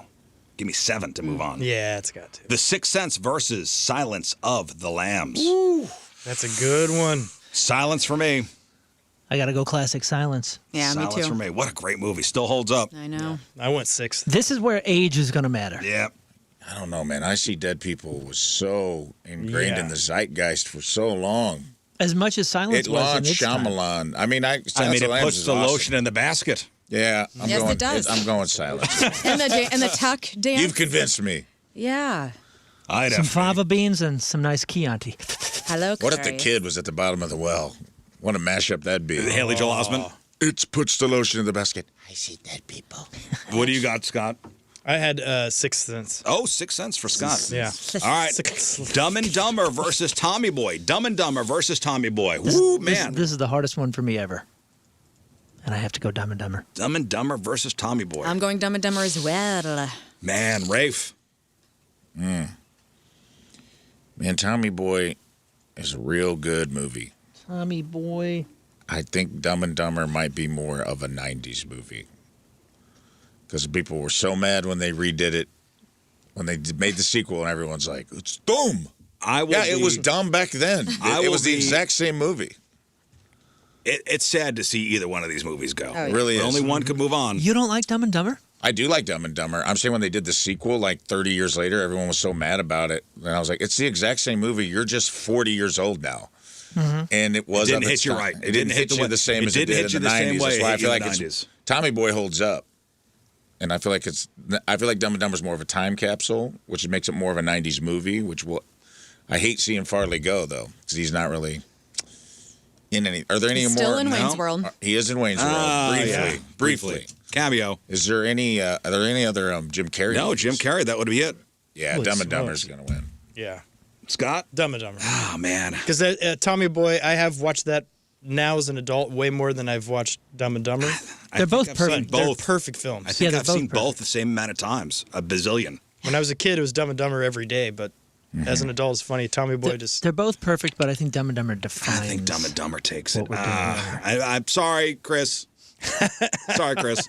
And the final matchup today is Mrs. Doubtfire versus the Big Lebowski. I think the Big Lebowski takes it. Yeah, I didn't realize the Big Lebowski was going to hit so hard on that first round. So after seeing that, I feel like that might go the distance. I think it's going to be the finals will be possibly Big I Lebowski. think Mrs. Doubtfire hit pretty substantially the first round, too. There's a lot of kid nostalgia wrapped up in that movie, and Robin Williams, too. Like, people love him. Yeah, I think it was almost 80%. It was like 78% of the vote. I don't remember what it was up against, but I think it's going to be close. Lebowski? Is everybody voting Lebowski? Yeah, Go Lebowski. Lebowski. Give us the money, Lebowski. And then, without getting too much into it, Monday's matchups will be Shawshank versus Forrest Gump, Saving Private Ryan versus Pulp Fiction, Clueless versus American Pie, and 10 Things I Hate About You versus Wayne's World. I mean, how is the seating bad? This is all. I feel Oh, like man, this is call going. Jerry, I mean, dude. No, Jerry, what are you talking about? Damn it, Jerry. Screw Jerry. What do you know? He was You don't tell him how to razzing you us, don't tell him man. how to put the Urge set list together, do you? Just kidding. Love you. So relax. And we scapegoated you Jerry. pretty good at. We were like, Moon did it. We warned him. Listen, vote. Voting's open. What's your heart? 1057thepoint.com or the Point mobile app. Your birthday's tomorrow, isn't it? It is tomorrow, guys. 41. So what's the big plan tomorrow? I'm going to a cat cafe to paint, and Of then course you are. I will be going dinner and drinks. And then on Sunday, I actually thought of Moon. I'm going to go to Shawnee and hike on Sunday. Nice. Oh. That's So awesome. you're painting cats? So you want to have a I'm terrible painting time? Cats. huh? I'm going to have a terrible time. Do they want to have a terrible do they time? like that? Are they Yeah, okay we're going to with- paint the cats. I've never been to this cat cafe. It's over in St. Charles. And my friend Nikki was like, hey, you want to do this? And I said, yes. The one on Main Street? I think so, yeah. What is your Oh, dude, it's tight. That was fun. What is your mom doing for you? My mom's going to Mexico. Oh, so for your birthday, she's going to Mexico? Yeah, she's See ya. going to fight those gangs. So Oh, good. pretty cool. Going to fight the cartel? Jill's going to save the world, you guys. Good. That's awesome. Good for her. Yeah, She's a modern day Rambo. right. Sending She really is. Jill- She's Mambo, dude. What did you say the other day? It was like her and Gene pulled the van up and helped homeless people or something No, like that? they What was it? took the VW bus, their 1971 They VW ran bus. over homeless Yeah. people. That's what it was. That's what it was. They were killing them. No, they take it to retirement homes. Yes, and they let that's the it. old people have hippie photo shoots. Oh. Oh, that's Well, neat. Yeah. So sweet. Since your Hey, birthday's tell over her the I weekend. said hey next time he's here. Okay, cool. You promise? Yeah, I will. Since your birthday's over the weekend, we did get you something Is it my mom? for today. Well, Rafe, if you would like to get Is the Jill gift. here? Let me go. Did she make the cake? Because it's all I really wanted. Let me go get these monkeys. I'll be right back. Oh, no. Bring in the olives. Last year were monkeys. Last year were monkeys. Why What did is you it this we year? jump by? Are we at the 1 year anniversary of the monkeys in the studio? are. Oh my god. Oh, It was feels like like we are. yesterday. Oh my god, it does feel like yesterday. And You were so yesterday. upset. You were like borderlining, like wanting to kill us, but also happy at the same time. well, and at the little time, monkey now that I'm hand. looking back at it, I look at it fondly. That's good. At the time, I was not thrilled. She's No, you also were a not. fan of parakeets. Bring in the parakeets. No, Oh, yeah. no birds. No, and honestly, the bosses were like, please, no more exotic animals in the Well, studio. they're lame. What? Kangaroo's not exotic, right? Bring in the kangaroo. Bring in the kangos. No, I think this was very thoughtful. A very thoughtful gift. Did mom pick up all the old people and brought them here? Yeah. Bring It's all the from old the people. retirement- 'cause I have my so many God. old Yeah, I know. friends. There's so many old people in your life. Fill the It wouldn't be a party microbus. without at least 3 Bring in eight-year-olds the at old my house. people. Oh, it stinks in here. Everybody smells like onions. Yeah, Now, there is a particular old person funk that soap cannot cover. right. I don't It's want, science. It smells like bacon in here, by the way. Well, It that does. is It that does. is The door Afton. open. She makes her turkey bacon in the morning. Does she make turkey bacon every day? She does. She has a little routine. Just and to harass us. I love how it smells. I don't eat bacon Me very too. much anymore. It's turkey bacon. I could eat it. It's fine. Where did Rafe go? Probably to get my mom. I don't know. Who's here? Who is he going to get? I don't know, but I like he's taking his sweet ass time. It is my mom. Oh, Jill's here. Oh, And a cake. And Jerry's here. Yay. Holy Jill and smokes, Jerry you are ain't here. kidding. I love 4 layers? No, this is great because I was like, this is Look all, at this cake. It's all I ever want is this stupid cake. And That's I love absurd. It so much. Hi, guys. What's Hi. up, dude? Dang, that does Getting look up good. early. Yeah, it does. We hear you going down to Mexico tomorrow to go fight the cartels. We're going to go down there. Jerry, you're going too? Jerry's going to Nice. save the world. You guys. Oh, my gosh. Look on YouTube, guys. Look at This is that cake. My mom makes me this cake every year. Why is only one? Why I is don't- only don't- one candle? I don't know. lit? That's Jeez. bad luck. Oh, boy. What are you going to do? Yeah, light them up in here. This is That's great. fun. There was like a strong breeze in the hallway, and I was like, I don't think these are going to last. Oh, they they're sparkle. Oh, they sparklers, sparklers. Mom? Yeah. I don't know if you can blow them out. You know what I don't like? I don't like the trick candles because you just spit on the cake. I was going to say, hey, don't blow them out. But you got to get the Everybody cake just spitting on the moist. cake. They're trying to. Oh, like, here, I'll just, whoop, whoop, whoop. Oh, my goodness. we're going. Oh, look at that. What are you doing? That's What are how you you do. I doing? didn't want to blow on the cake. That's how you hurt Why? your fingers. Jerry's got I his don't know Chester because I don't want to shirt give you on. COVID or something. I don't know what I have. I have disease. You're fine. We all spend so much time with each other. We all Did you got- even make a frickin' wish? Yes. You didn't I make a did. wish. I did. I made You 4 forgot. wishes as I pinched out all All 5 right. of those candles. Well, I know a couple of them. that is a wonderful looking cake. That's what you wanted was that red velvet I cake. was I landed I got home about 8:30 from Minneapolis and I made the frosting. I already had the cakes ready. My I God. love it. You know, I was telling Tim last That's night, a mom who cares. I said, I really want that cake. I was telling Abby, I'm like, all I really want is this damn cake. I get hungry for it, like, around my birthday. And Jerry's birthday is on April 9th. And so I was like, well, when you guys get back from Mexico, we'll celebrate both of our birthdays. Mom will make my cake, and I'll make Jerry's favorite cake. Jerry's going to be in a yellow thong the entire time in Mexico. Yeah, Jerry, that's how we vacation as a family. You got the body Jerry's for a it. Cardinals fan. He's doing red. Yeah. I will be sending you pictures if there's a thong. Okay. Well, Rafe, Promise? what else? What do you remember? Oh, yeah. You got that, and she saved the day yesterday because you were going to get like a lesser red velvet, and then she Which is never texted good and was enough. like, "Hey, I've got her cake," and I go, "What a pleasant surprise!" So here we got you something too. Here's the deal: last year, your grandma Imogene's house was up for sale, You bought the house, guys. and we all know that Southern Illinois property is very cheap. Yeah. So all your boys, your husband Tim, Rizz, Moon, King Scott, and myself, we all chipped We all in. chipped in. And we actually bought your grandma's house for you. Shut up. We really did. Shut the hell up. We Look bought at your this. grandma's Here's house the deed. at 1/64th scale. Yeah, we got your replica of the house. Replica of your grandma's house. Insane. And if you look closely, you will see that. Oh, careful. Oh, God. Fire in the All right, studio. you made a bed. So Oh, my God. let's take that. It is what is it, 1/64th? A 1/64th scale of your grandmother's Close, house. Get this cake. Oh, shoot. It's okay. Is that Willow? Okay, I'm in the front yard. And you're in the front yard. You're in the front yard. As you can see right here, there's a willow figurine standing in the front yard of Imogene's Show the house. cameras. This is amazing and so ridiculous. You guys. That is awesome. And there is, yes. Warwick Davis as Willow in the front yard. Congrats, you're a Lern. multiple homeowner. You now have a rental property. That's right. You guys. Put that on Airbnb. This is hilarious. It's where am I going to put this? Where are you That's going to your- put it? That's your problem. We assume that's going to be like on your mantle at home.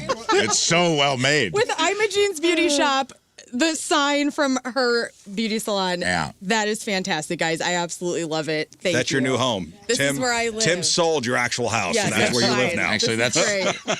Oh, thing you're my not tall. God. That cost us $79,000. It's very light. This is very lovely. Did you hand make this? Was this you? We We did wish. not, no. Yeah. No, Do you no, think we we're- hired someone. You think we're that artistic? It does look like I made it, but we did hire a guy. I mean, I put the trucks and Willow on it, Right. but everything else. Yeah. The card's on the back.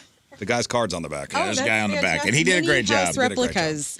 Wow, it's Right City. He gives you a free quote. There's a That's guy out of excellent. Wright City, and he did a great job, and I Moon, do appreciate you want a it, replica of your house? Call the guy in Wright City. That's pretty sick. Yeah. That is so funny, and I love it, and I will cherish this. Thank you so much, guys. Good you luck. didn't have to, but Well, you happy did. ra- Yeah, listen, you only turned 41 once, That's true. right? Thank you for 41. Yeah. You got to get It's into over. trains now.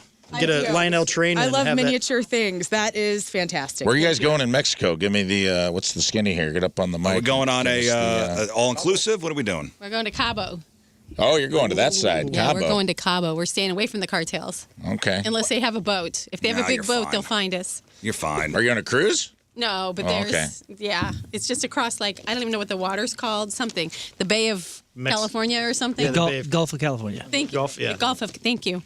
So they could get to us that way, right? Are you going to all inclusive? Yeah. Oh, that's the best. Oh God, I'm so jealous. We're gonna You're go going down in like to- a month. That's You're going right. like in a week. Yeah. Oh, I am. Yeah. Oh, I'm going like 2 weeks. Yeah. Oh. Oh, never mind. Oh, never mind. Does his wife know? Yeah. Yes. I'm going by myself. Oh, what a break that would be. We're gonna go to Cabo Wabo one time just to go and got to. hoping Sammy's there, but I don't think he is. I think he's in Vegas. Didn't he just get a statue of himself or I something? think so. But you never know. They You say never at know. his He bar pops they in don't and tell out. you who's playing. Sometimes it's famous bands, so you got to go. You never know. Could be Maybe the it'll Stones, Nick, Mom. It'll be the Stones. If it's Willie Nelson, you better fly me down there. If it's Willie, I don't know. I'll let you know. All right. What? Don't You're start a fight upsetting with me. Scott and Rafe by not liking Willie.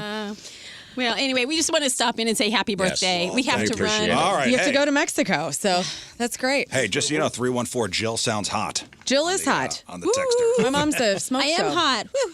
Yeah. Well, enjoy Mexico, guys, and We thank will. you for the cake. You Yes. guys. Oh, I'm so excited. Thanks for coming in. I was talking about it yesterday. I was like, oh man, I'm not gonna have it for like a couple more weeks. I'm such a fat ass. Like I just really want my birthday cake. Jill is so prepared. She brought the Bye, lighter guys. too. Have a great vacation. I mean, that needs to be for that needs coming to in. be acknowledged. Appreciate it. Jill is so prepared. She brought the lighter as well. Oh, yeah, of course. You know, That's the mom. cake and the lighter. She got mom she's, energy. She's Bye, ready guys. for all of it. See y'all. Have a safe trip. Safe travels, guys. From the cartel. Bye, guys. Send a picture in a thong, Jerry. What?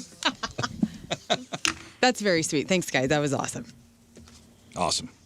You want me to That's open a the card? good-looking Do I cake. open the card? Yeah, I mean, You can if you want. Okay, I mean, it's your card. You can do what you want with it. that's cool. Ah, you guys are sweet. Thanks so much. Anyway, after that interruption.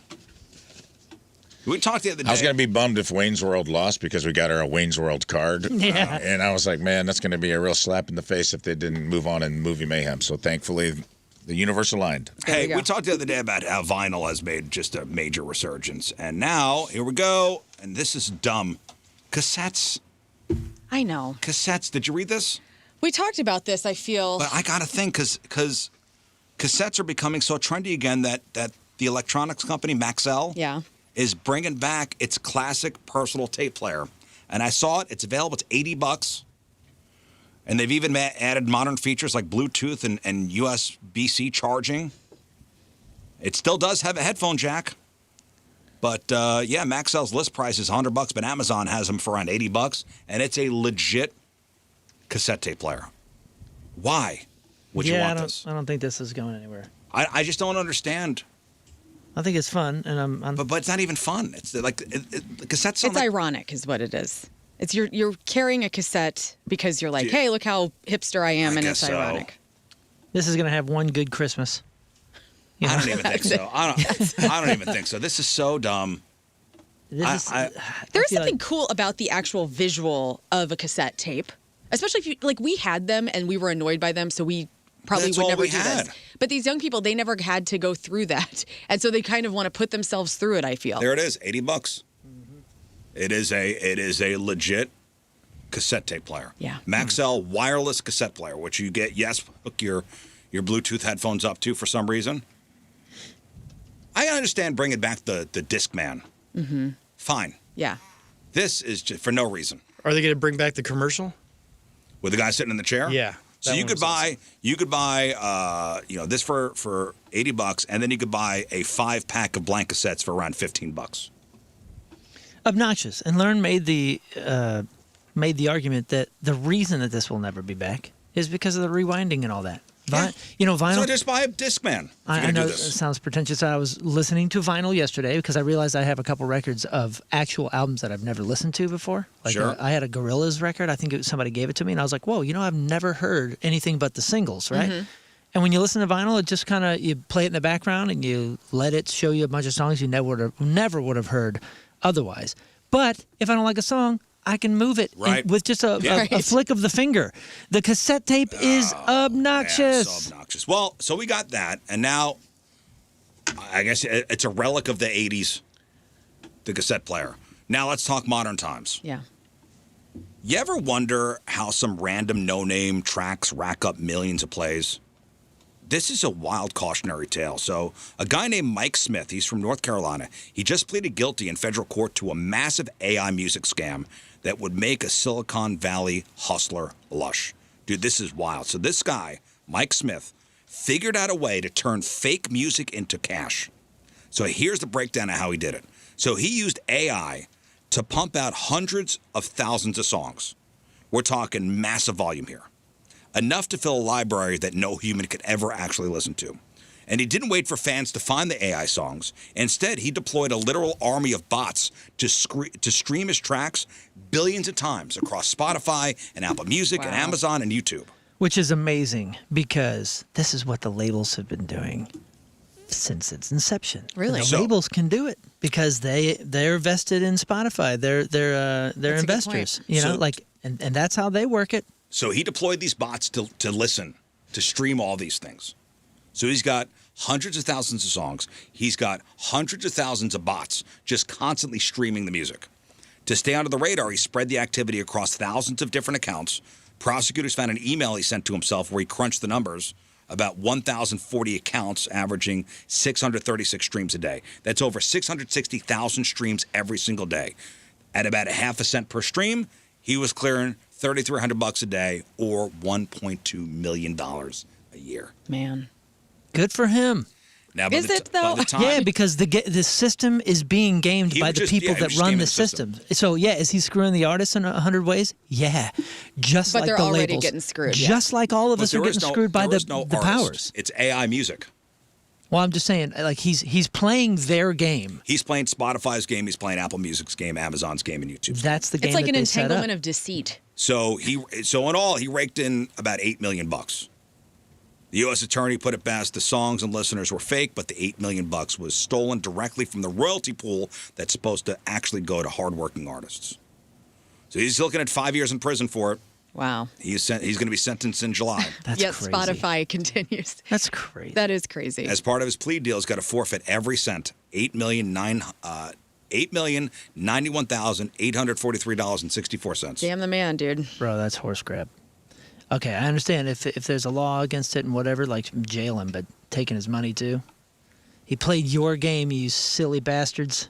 Yeah. Well, I don't Boy, know I'll if tell when you. you sign up for these things, this in the fine print.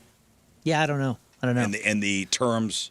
But just don't The terms you agree to. don't I'm sure think in there. that you're Benson Boone's, and I don't know who that is. I'm not saying He does anything about him. backflips. Yeah, never mind him. He's very talented. Okay, I'm just saying, like, nobody else has questioned where these people came from.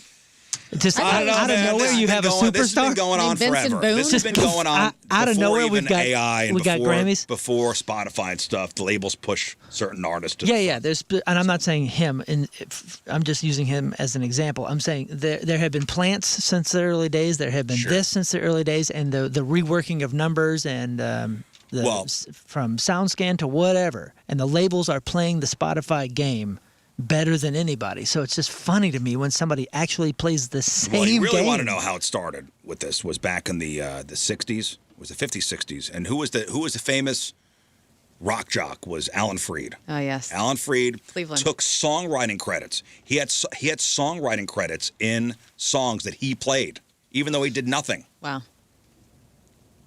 Go down that rabbit hole. Right. So the DJ took songwriting credits and was paid for songs that he played, and because he played it, the record sold. Did he coin the term rock and roll? They say. Yeah. Because I think that was maybe part of the lyrics.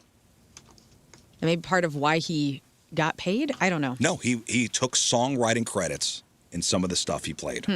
So, I don't know. Interesting story, and this guy, $8 million, he's going to go to jail probably for 5 years. All right, today is March 27th. Damn. Would that be worth it to you? What's that? 5 years for $8 million? 5 years you get $8 million. I don't know about 5 years. That's a long time. Well, and he's got to forfeit the money. Oh, that sucks. Yeah, that's what I'm saying. Like they double screwed the guy. Yeah, he's got to forfeit like they money. really hammered him. Hey, so back in the day, a couple of different things happened back in the day in history. 53 years ago, 1973, Marlon Brando refused the Best Actor Oscar for The Godfather as a gesture of support for the Indians occupying the Wounded Knee Reservation in South Dakota. Okay, so he sent somebody to refuse the Oscar for him. He sent a woman named Sacheen Littlefeather to the ceremony to refuse the Oscar. Turns out Sacheen is actually Mexican. Real name Maria Cruz. No, you didn't know that story? I didn't. I mean, I didn't know the second part. Oh yeah. Norm Real Macdonald name was Maria Cruz. She was not Native American. No way. I didn't know that. It's just perfect. I mean, absolutely perfect. Sacheen Littlefeather. Aren't you Maria Cruz? No. I am Sacheen Littlefeather. Nope. 47 years ago, 1979, Eric Clapton marries George Harrison, his buddy's ex, Patty Boyd. And this woman inspired so many songs, Patty Boyd. She was a muse. Layla, Wonderful Tonight. The classic Beatles song, Something. Let me see here. 31 years ago, 1995, Forrest Gump beats Pulp Fiction and Shawshank Redemption for the Best Picture Oscar. Oh, my. Yeah. Could come down to that. Forrest Gump beats Pulp Fiction and Shawshank for Best Picture in 1995. And, you know what? I'm not going to say it. Today's the anniversary of Will Smith slapping the teeth out of Chris Rock, slapping the taste out of his mouth. How long ago was that? Ooh, 2020. How long ago Two. did Will Smith jump up on stage and slap the taste out of Chris Rock's mouth? It was 2022 because I have my old house. So you're saying 2022. So that'd be 4 years ago. Were you on the show in 22? No. 2 years ago. I thought y'all were in the show. No, we were on You're the show in saying- 23. You're saying 2 years ago. Then I'm 2 going to years say ago. 23. You're saying 3 years ago. Because I think they were on the show when this happened. We definitely were. It's 2 years ago. Okay. Scott, when So they were on the show? did Chris Rock get slapped by Will Smith on stage at the Oscars? I'll go 23 then. It was. One of you is exactly right. And it was in the year 2020. Birthday girl gets it. 2022. Yeah. 4 years ago today. I was in my old house. During the 94th Academy Awards, Will Smith walked on stage and slapped Chris Rock in response to a joke he made about Jada Pinkett Smith's. I thought for sure y'all were on the show. We've talked about it a lot. 4 but years ago. I remember specifically because my jaw was on the floor because I was watching it live and I'm going, what? I was down in my old Dude, basement. I am in an alternate universe because I am 1,000%. If you said, here's $1 million, bet it right now. I was on this show when that happened, and I was not on this show in 2022. Maybe you were here as a guest? No way. We talked about it. It happened Ad nauseum. It happened in 2022. Was it the 2023 Oscars for the 2022 It happened films? on this day in 2022. At the Oscars. I don't know about that. I think the aliens are changing the stats here. The Mandela effect is I'm with going you, up Rafe. This wild. don't make no sense. I'm freaking out right now, And they dude. got- this and they got isn't to learn. real, man. Shrink down and get in my grandma's house. Beetlejuice. 2022 Academy Awards, Will Smith won his first Oscar for his role in King Richard, and that moment was overshadowed by him slapping Chris Rock in the face. 2022 on this day. I know, time is becoming very It's strange. odd. Yeah. Well, time is irrelevant.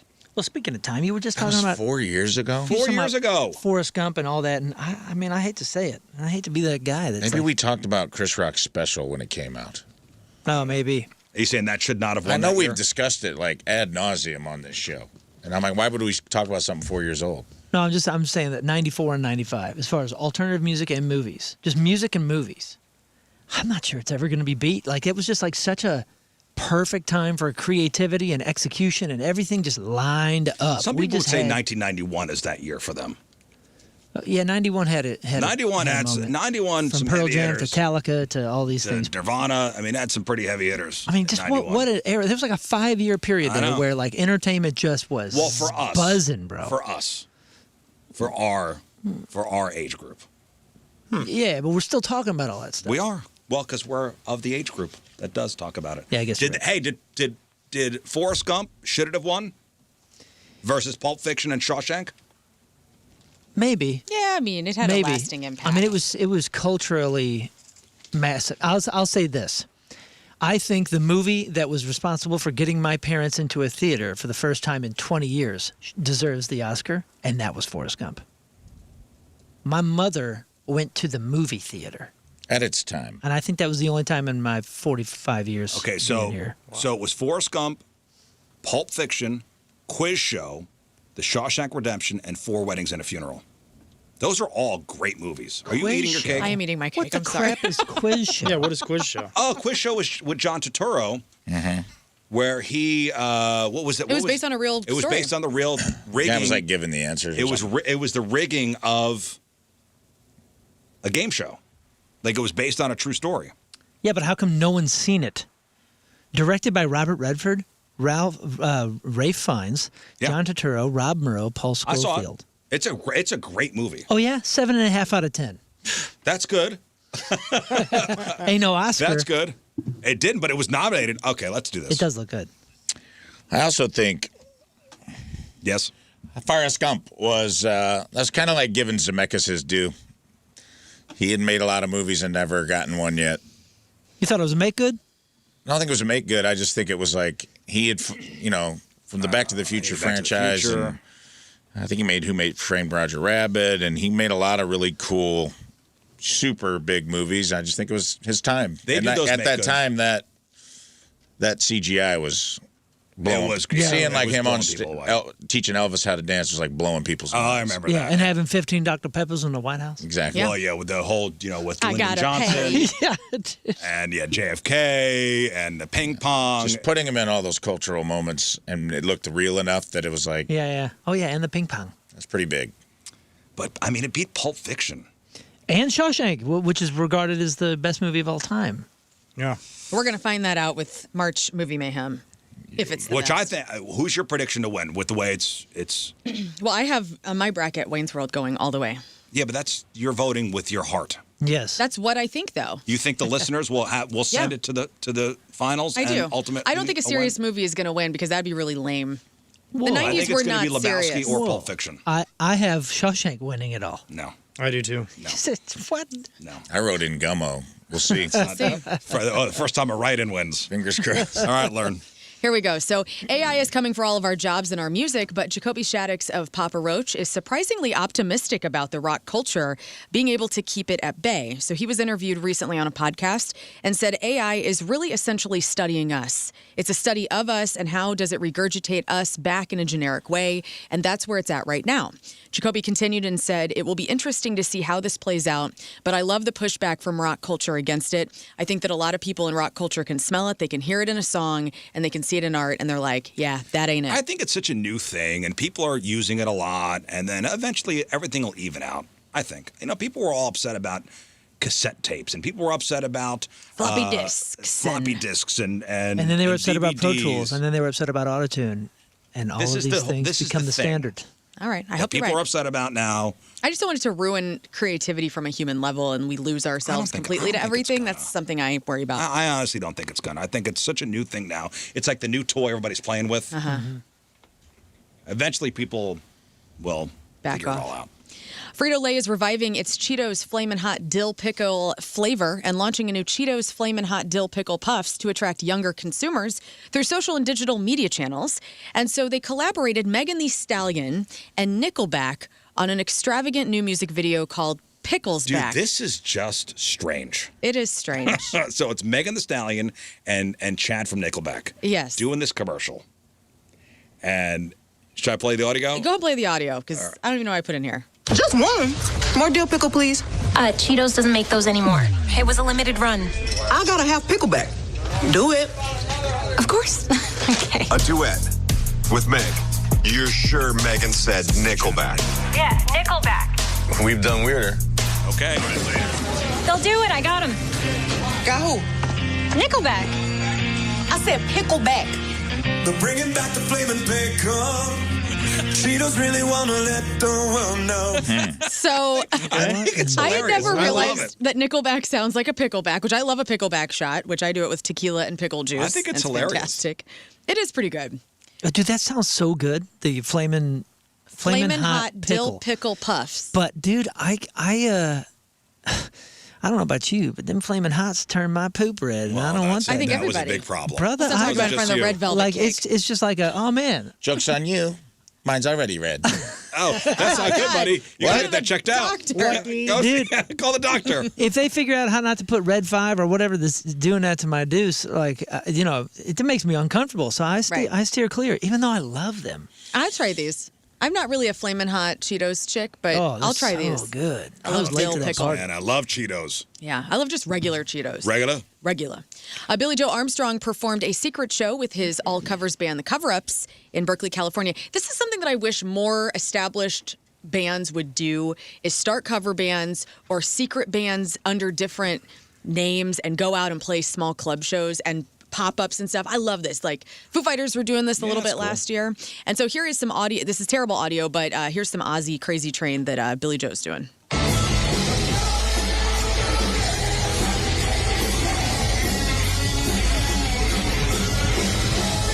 Songs did they do? 20 songs? They did a lot. I don't have an exact. 30 songs. 30 songs. They did Ozzy. They did Ziggy Stardust, Summer of '69. They got into some Misfits catalogs, some Go-Go's, and I think that'd be really cool to see a band that you love do covers. So more bands, do it. New music out today. If you go to record stores and streaming, Black Label Society, Engines of Demolition includes Zakk Wylde's tribute to his old boss and Ozzy's song. Flea of the Red Hot Chili Peppers steps out on his own with Honora. Pop Evil's What Remains Midnight Edition has a couple of new tracks, including a cover of Simple Minds' Don't You Forget About Me, and Van Halen's 5150 Expanded Edition is out with 3 CDs. Apparently Flamin' Hot Cheetos already comes dye-free. There's a dye-free edition. What? I saw some healthy Doritos in the store the other day, too, and I was like, I get those. Yeah? Yeah, they're good. What do you mean healthy Doritos? They don't, they're just made of like organic corn and things. And what you mean dye-free? Like on the bag it says dye-free? Yeah, Live hard or die-free. They're Live doing dye-free editions of, trying to get rid of that. I think they have to, right? That's awesome. The new FDA has They do have to, because I am not going to eat it. And if it's changing the color of my dew, I don't. Okay, that's good to know. I don't. It freaks me out. I don't want that. I don't want to think about what's inside of me. I don't either. And when you make me, then, it changes my habits. Netflix is raising prices for all of its subscription plans, which really sucks. This is the second upgrade of price in a year. So effective March 26th, increases ranging from $1 to $2 a month. So the price for ad-supported standard plan, which I have, will increase to $8.99, while the standard ad-free plan will cost $19.99. The premium plan will now be $26.99. Now all these streaming services have caught up to when everybody cut the cords. Yep. Now all this stuff adds up, if not is more than regular cable. Yep, we screwed ourselves. We blew it. With that, you're going to need Netflix subscription to watch the Stranger Things Tales from '85. This is an animated series based off of the original. And honestly, this sounds like a fake show that's in a movie you're watching. Take a listen to this. Okay, this is... the trailer. Sorry. Things are finally back to normal. And we'll finally get to show Elle some of our other hangout spots.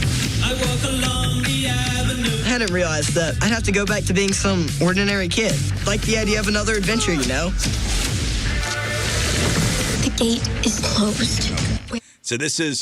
This is a spinoff, an animated series. It will hit late April on Netflix, and it takes place between season 2 and 3. And it doesn't seem like it's going to be that interesting. No. Aww. Has But I'm old, Stranger so Things don't run listen its to me. course? I feel like the kids it's are... over. Yeah, it's over. Yeah, it's never over. With that kind of money, get out of here. Speaking of, have you all talked about this Harry Potter thing? And I know you guys aren't fans or nothing, but like... Well, the trailer came out. I know. I didn't talk about it. What's and that? It's like a reboot. They recast it. They're redoing the whole thing. The whole thing? It's like like the No start. Daniel Radcliffe at all? No. Start over. They got a new kid. Start over. And I feel like I'm watching that fifth Home Alone or something. Really? Where you're just like. And you are a fan, so I don't know. Everybody's you pretty, don't like I don't know. Everybody is pretty excited about it. This is Coy and Vance Potter. Yeah, am I being that guy? I hope I'm not. I'm not trying to be. But I just saw it and I was like, no, this is gross. It's too soon. Like, you should be You 80. think it's too soon, but it's 26 years later. I know, but that's HBO's still not Harry enough. Potter trailer reveals new cast and surprise Christmas premiere date. Because I'm not a fan. I've never read those books. J.K. Rowling, whatever. Like, I'm cool if you love it, but I feel like when you're 80, they should have redone it and had like a new version of it. Like Daniel Radcliffe is still walking around looking like Harry Potter. Are the kids into it? I don't know. That's what I'm asking. Like, I guess I'm asking the listeners, what are we doing here? Because when I saw it, I got all curmudgeon-y and weird, and then I tried to back off, and I asked my wife, and she goes, well, they did it with Star Wars. And I said, no, they didn't. They didn't reboot nothing. They didn't recast Mark Hamill. Get out of here. Here's what They the kids extended. are into. These Nidos. Those are cool. My daughter got me one of these. You ever seen this? These were all the. No, I saw you grab it. And I That's was the like, rage. what's that? I want to squeeze It looks like a big Squeeze old that. piece of gum. Well, that. my daughter found some of them Had some things. weight to it. I know. Get me in the solar My plexus. daughter's like, you're stressed out. You need one of My those. daughter found one of them things in Target and picked it up off the shelf and was walking, and some lady stopped and was like, "Is that a real Nito? Where is it?" Apparently they had That's just a real one. Yeah, apparently they just restocked it. Want to fight me for it? It's The a kids big are into deal. stress balls. Well, also, like Sells on she also eBay. got me this mini squishy mystery. It smells good, like it's giving me cancer for sure. Open it up. This is also a thing that the kids are all. It looks like a steamer basket from a. It's a Like mystery. a Thai or How do you a open Korean it? restaurant. I love that your daughter buys You open you it toys. on YouTube. That's what you're supposed to do. I am. I'm on YouTube right now. Oh, that's right. Oh my God. Oh, Scissors, do you need a scissors, knife? scissors. Here. Okay. Here. Dad knife, dad knife.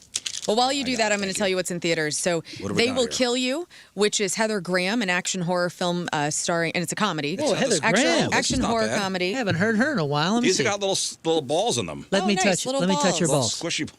squishy balls. Ew. Hey, I don't like this. I don't probably like it. No, but it's just got. Is it more stress? It's just sticky enough It's to like make. brains. Ugh. Is it stressing you out more? I like this. You know some of them rubber things that are supposed to be stress balls like have that like stickness to them. Where A, it makes it feel like there's something on your fingers, which I don't like. And B, all it does is attract dust. You can't even set that down. Now you have to. I'm not going to say. You're not getting this. Oh, back. Harry Potter, by the way, is a show, not a movie. Oh, okay. Is that worse? That makes it worse. Yeah, it's Maybe like that's a worse. young Shelton. It's like when Shelton? Sheldon. Sheldon. That's okay. Whatever. That show is a joke. Yeah, that show is a joke. That's like a spinoff, dude. That's exactly what they're doing with Harry Potter. Anyway, It's a show. It's cool if I eat this. Yeah. Oh, here, toss that. I want to see it before you eat it. Oh man, that's good. This is valuable. That's a All right, great Randy throw. Johnson. That was a That was an awesome throw. That was a fastball right down the middle. Strike. Anyway, kind of a lame weekend for theaters. So They Will Kill You with Heather Graham. This is an action horror comedy. Patricia Arquette, Tom Felton, Heather Graham, they're all in it. Forbidden Fruits has Lily Reinhart, Lola Tung, and Alexandria Shipp. It's a horror comedy. So a lot of horror comedies in theaters this weekend. Kind of odd. This is attractive, and it does make me want to eat it. Rafe Benito. has got Okay, something. just give it to me. Well, just hang on a second. You're done. The Ari fashion Don't eat brand has a new ad campaign celebrating real women, and their spokesperson is Pamela Anderson. So you know how Pam's been going without makeup, and she's kind of living in this more organic lifestyle than big boobies and little brows and whatnot. Pam is saying that nothing can replace human beings unless AI wants to start becoming imperfect like human beings. It'll never have the romance of a performance that's soulful and fearless. And so Ari is going to have her as their new spokeswoman. And I love it because I love Pam Anderson. And finally, guys. What? The 350-acre ranch, as we've all seen in Yellowstone in 1923, is for sale. How much? In Montana?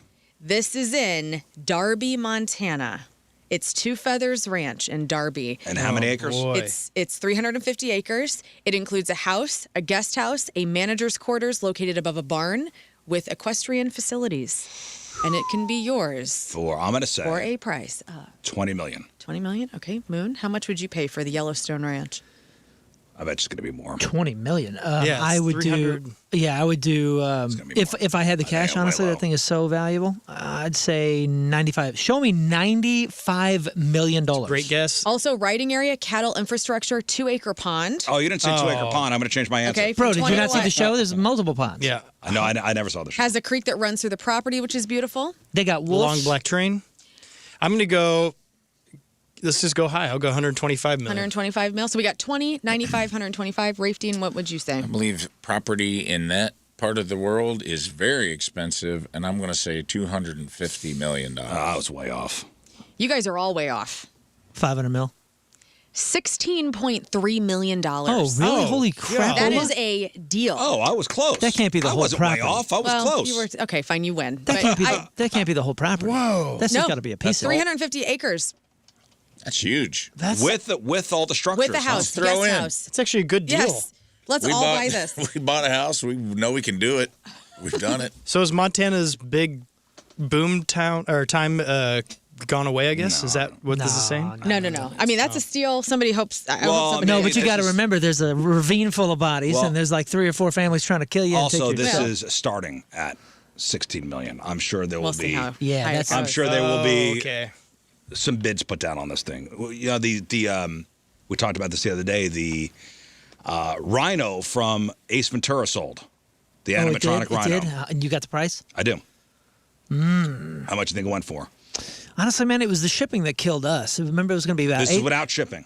Right, that's what I'm saying. It'd be about $8,000 to ship it over to us, and I think it was around $5,000 or $6,000 last time I checked. I'm going to say that it went for $15,000, and it went somewhere in California. Well, they were expecting to go between $4,000 and $8,000. It wound up going for $60,000. Holy smokes! $60,000. We would have never been able to buy it, even with management's We were blessing. crossing our fingers maybe that Ginny Hubbard would have bought it for us, but we thought you might. We're like, what if we found out Moon wasn't really in Disneyland and he just pulled up on a flatbed and had the rhino? I was in the I traveled in the rhino home. All right, Moon, birthdays. Oh, sorry, guys. I was doing something else. Your birthdays, people celebrating a birthday this weekend. Halle Berry is 26. That is Ariel in the live action. Halle Berry. Well, then why don't you spell it like that? Halle Bailey. I think it's Halle Bailey. Brenda Song is 38. Lady Gaga is 40. Lady Gaga, I'm sorry, is 40. Julia Stiles is 45. Fergie is 51. It's all tomorrow's birthdays. This is over the weekend. Oh, I'm sorry. Vince Vaughn is 56. Mariah Carey is 57. Lucy Lawless, Xena, Warrior Princess, is 58. John Popper is 59. Cheryl Salt James of Salt and Pepper is 60. Quentin Tarantino is 63. Perry Farrell is 67. Reba McEntire is 71. Eric Idle from Monty Python is 83. And Michael York, that's Basil. Basil. Excuse me, Basil. Twins Basil and Austin Powers. And Logan from Logan's Run, Michael York, is 84 years old today. All right, today's porno birthday, which is being brought to you by Patricia's, where fun and fantasy meet, is No Name Jane.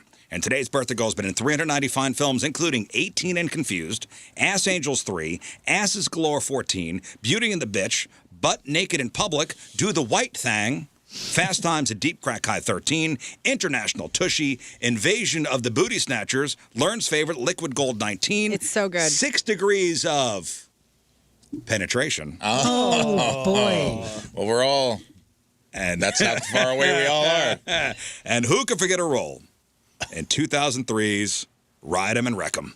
No Name Jane is 49 years old. That's your porno birthday. Those are your crappy birthdays, and that was your crap on celebrities. All right, quick break. We'll come back with Rafe Williams and this week's E-Memoriam. Boy, that red velvet cake is delicious. It's something, isn't it? I look forward to trying that. Did you have a piece? No, not yet. Oh, yeah, I didn't know it's been cut yet. Oh, yeah. Oh, no, yeah, it's come during on the in. commercial break. Oh. You want a piece right now? Come on. Come on. Come on in, Scott. Well, come on. And it's like a 50-plus-year-old recipe. Get some of that cake. It's It's so stacked. good. Looks like a big old stack of pancakes. Well, I love it. That buttercream is buttery. I felt like I was eating a stick of butter. You are eating a stick of butter. God. That's all it is. Oh, God, my arteries. In all the pandemonium of the cake and the 1/64th scale model of your grandmother's house with Willow in the front yard, I forgot that your husband, bless his heart, he tried his best to get a Warwick Davis cameo to send into the show. How much would it have been? $250, and he was going to pay it. He was going to go all in on it. Guessed. And all right, so $250 for a Warwick Davis. Yeah, and we were going to have Warwick Davis pretend to be you. Oh my God! Sending a message to you from the future. Be like, hello, happy birthday, me. It's me. And he'd written out, it was going to be so funny. And then he got knighted, because Warwick Davis got knighted like a few weeks ago.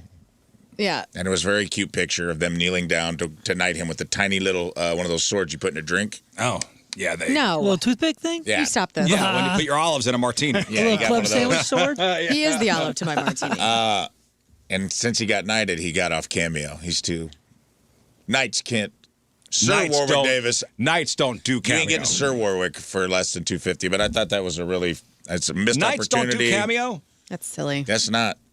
That's going to be awesome. I'm really upset because having him do a message to you as future you is one of the funniest things I've ever heard. So. Well, I can't wait to see what Tim actually gets me because a couple things have happened in the last week because better be more than $250 now that you know. Right.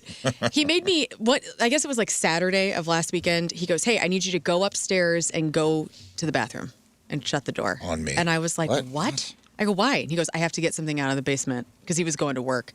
And he goes, "I need to get something out of the basement since you're gardening and you're going to be rifling through stuff. Like, I don't want you to find something." I go, what? And he goes, just go upstairs.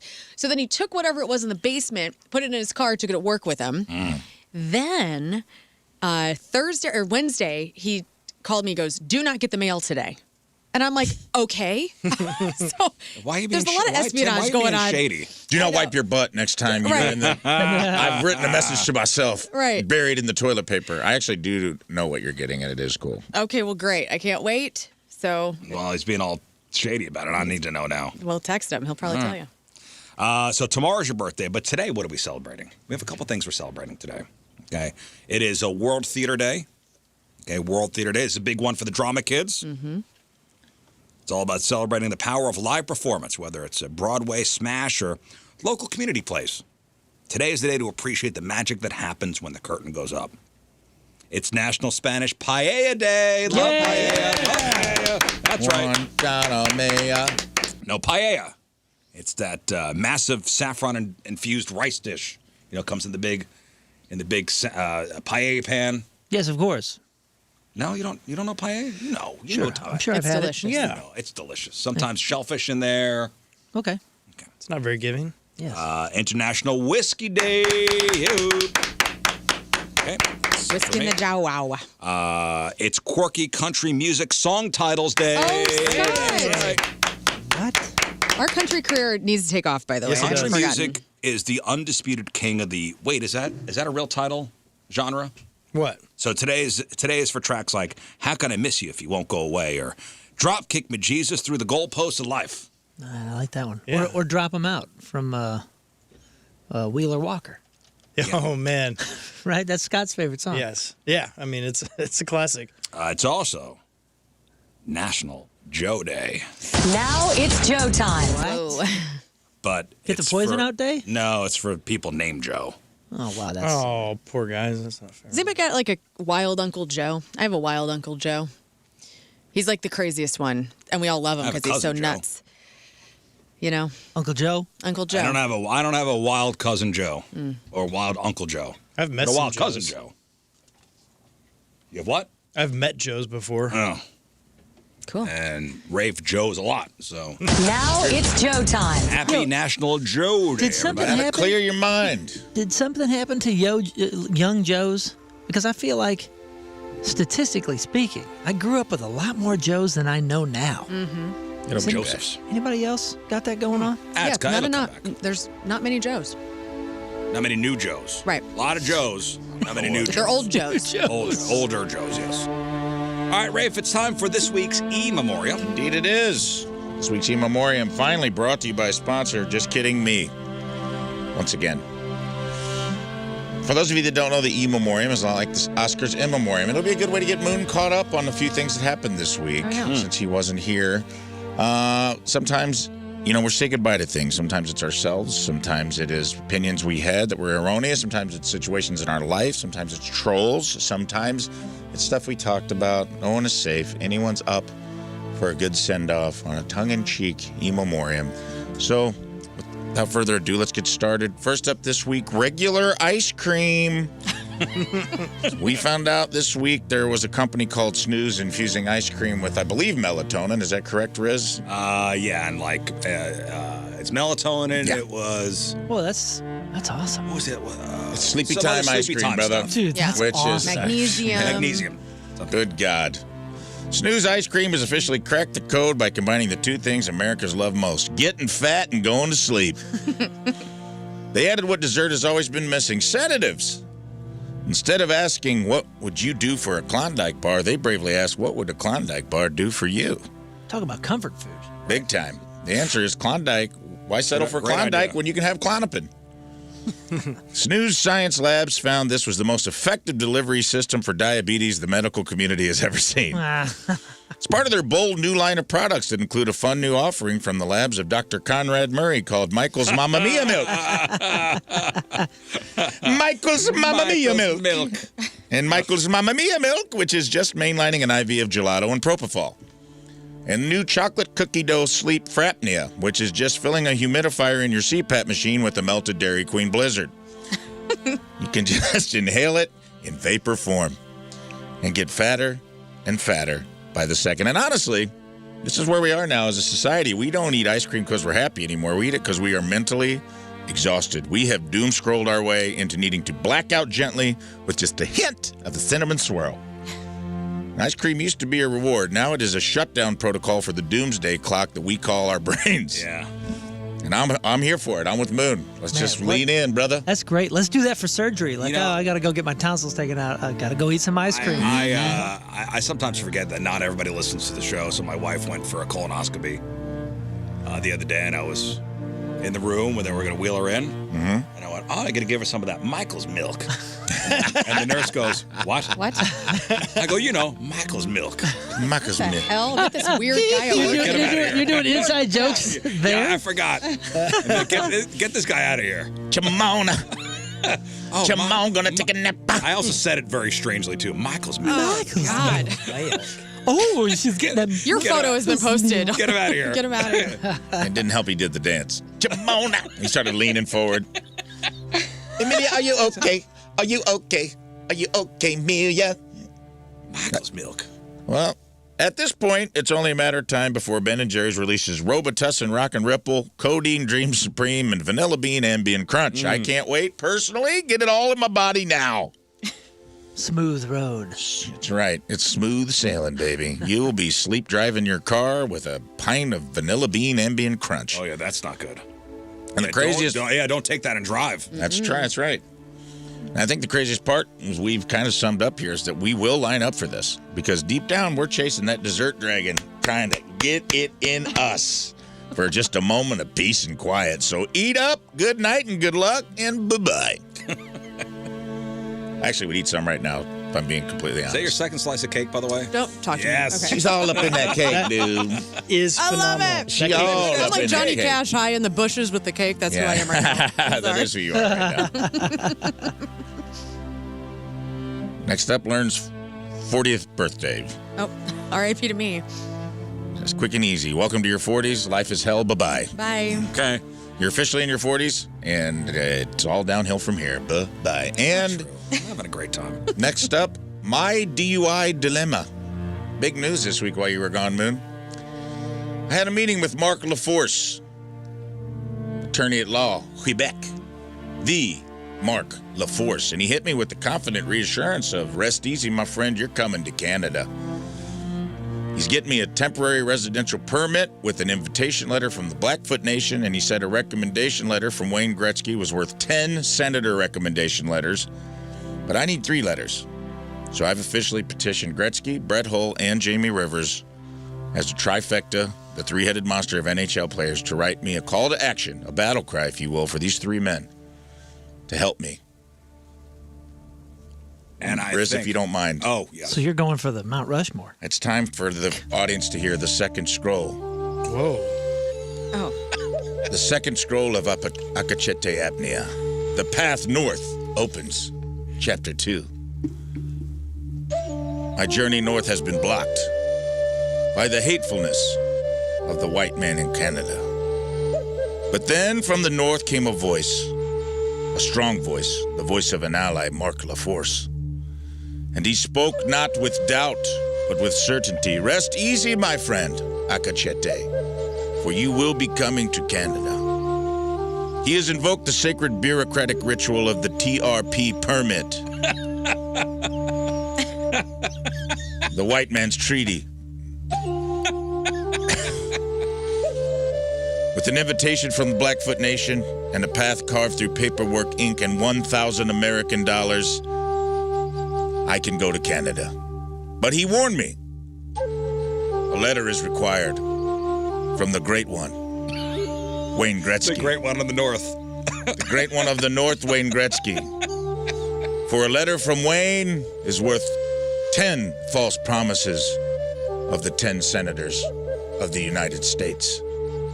And I need 3 such letters. So, now I have called upon the great Zamboni to summon the winds of Gloria, the frozen warriors of the North, the men whose names echo through arenas and O.B. Clarks alike. Wayne Gretzky, Brett Hull, and to a lesser degree, Jamie Rivers. What? Poor guy. Oh, great one. Oh, golden Brett. Oh, river of Jamie. Hear me. For I do not ask for goals. I do not ask for assists.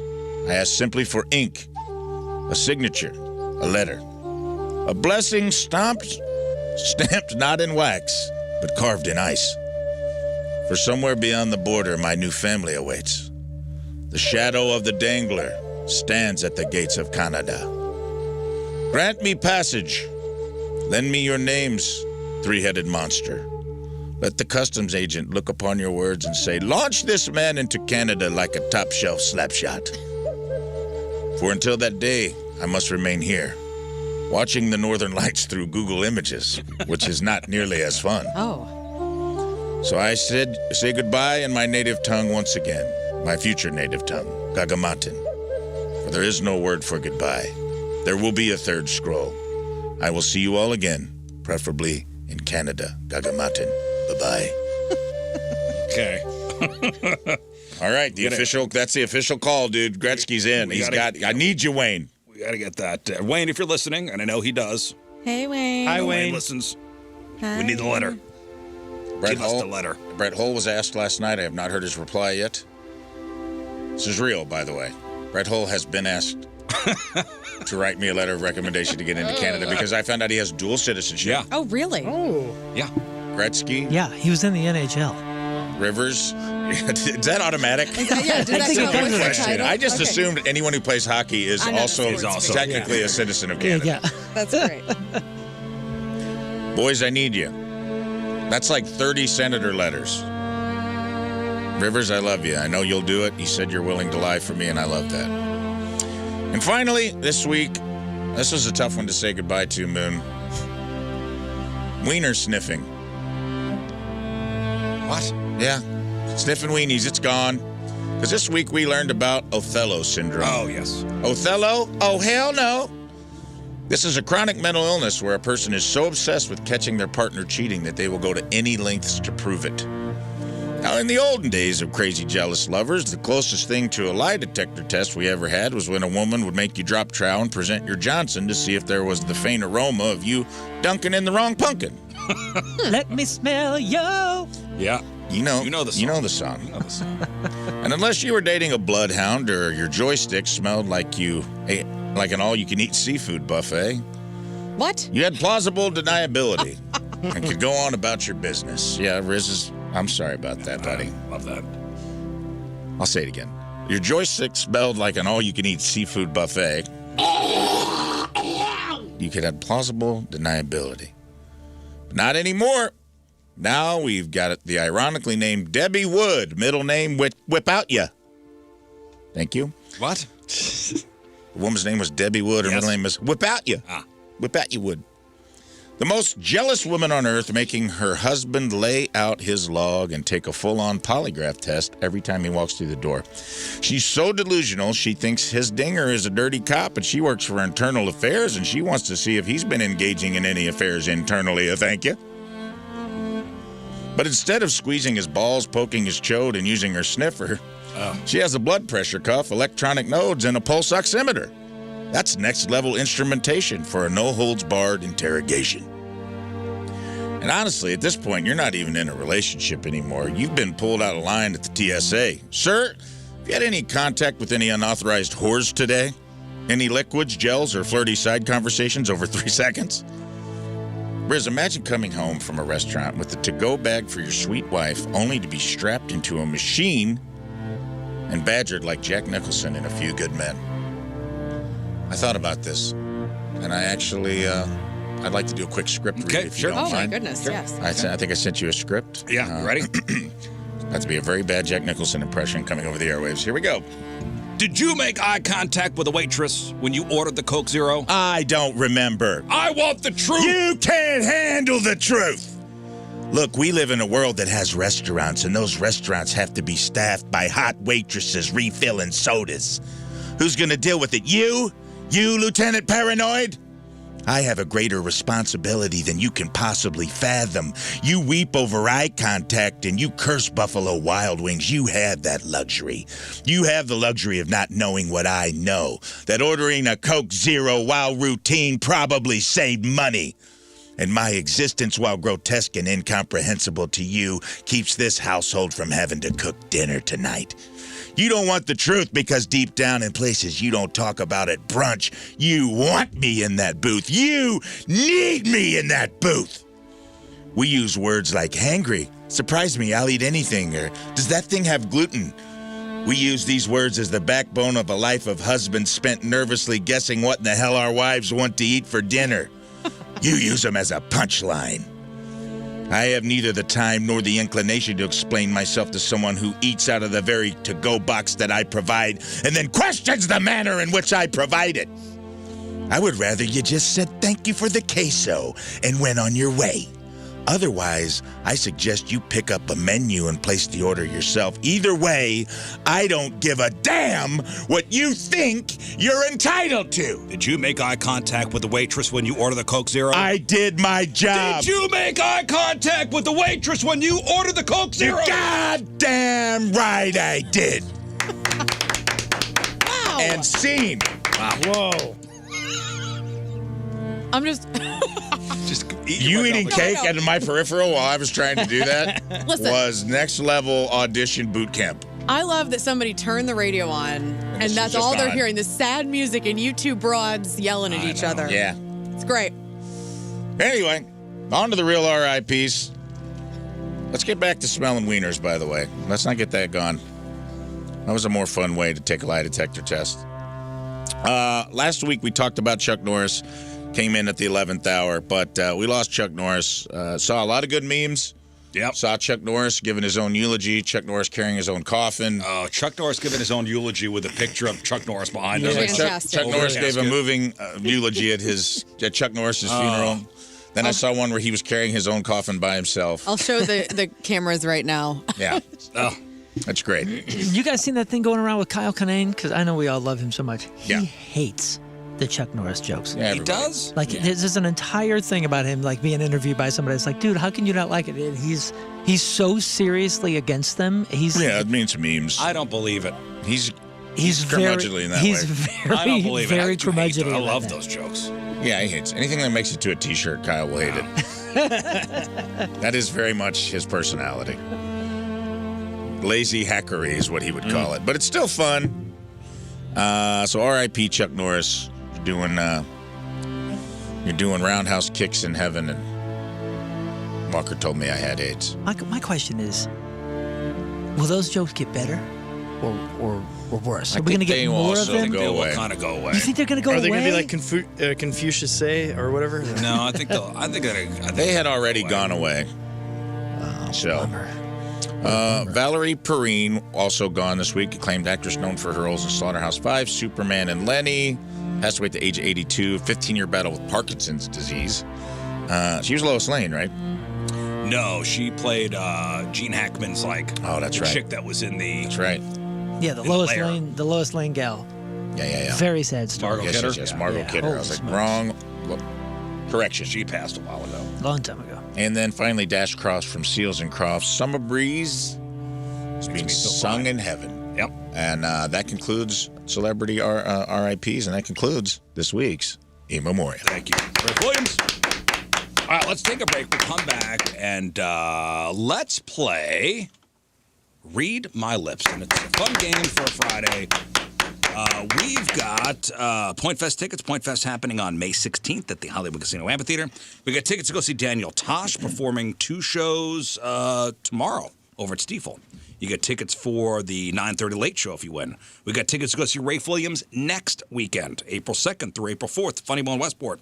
Tickets to go see The Urge with Less Than Jake and My Posse in Effect, playing a big throwdown show Saturday night, July 25th at St. Louis Music Park. Tickets are on sale today at 10 a.m. And we got tickets for tomorrow's St. Louis Battlehawks home opener over at the Dome versus the DC Defenders. So, how we do this, right? Do we spin the wheel or we just go around? I believe we spun the wheel for partners, and then We spin the wheel for the first person is the guesser and the second person is the giver. Oh, right. Okay. So we'll get the great wheel up there. We'll put everybody's name up there except for Rafe because Rafe will be the administrator. You can put me up there as a giver. Oh, I think we pass around the giving. Okay. Well, we're going to go loose today, bud. It's Friday. That's fine.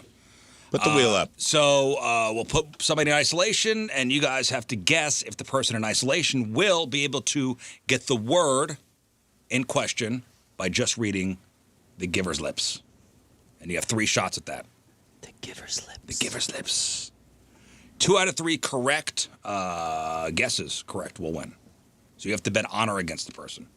314-624-3833, 618-398-3833. Read My Lips is next.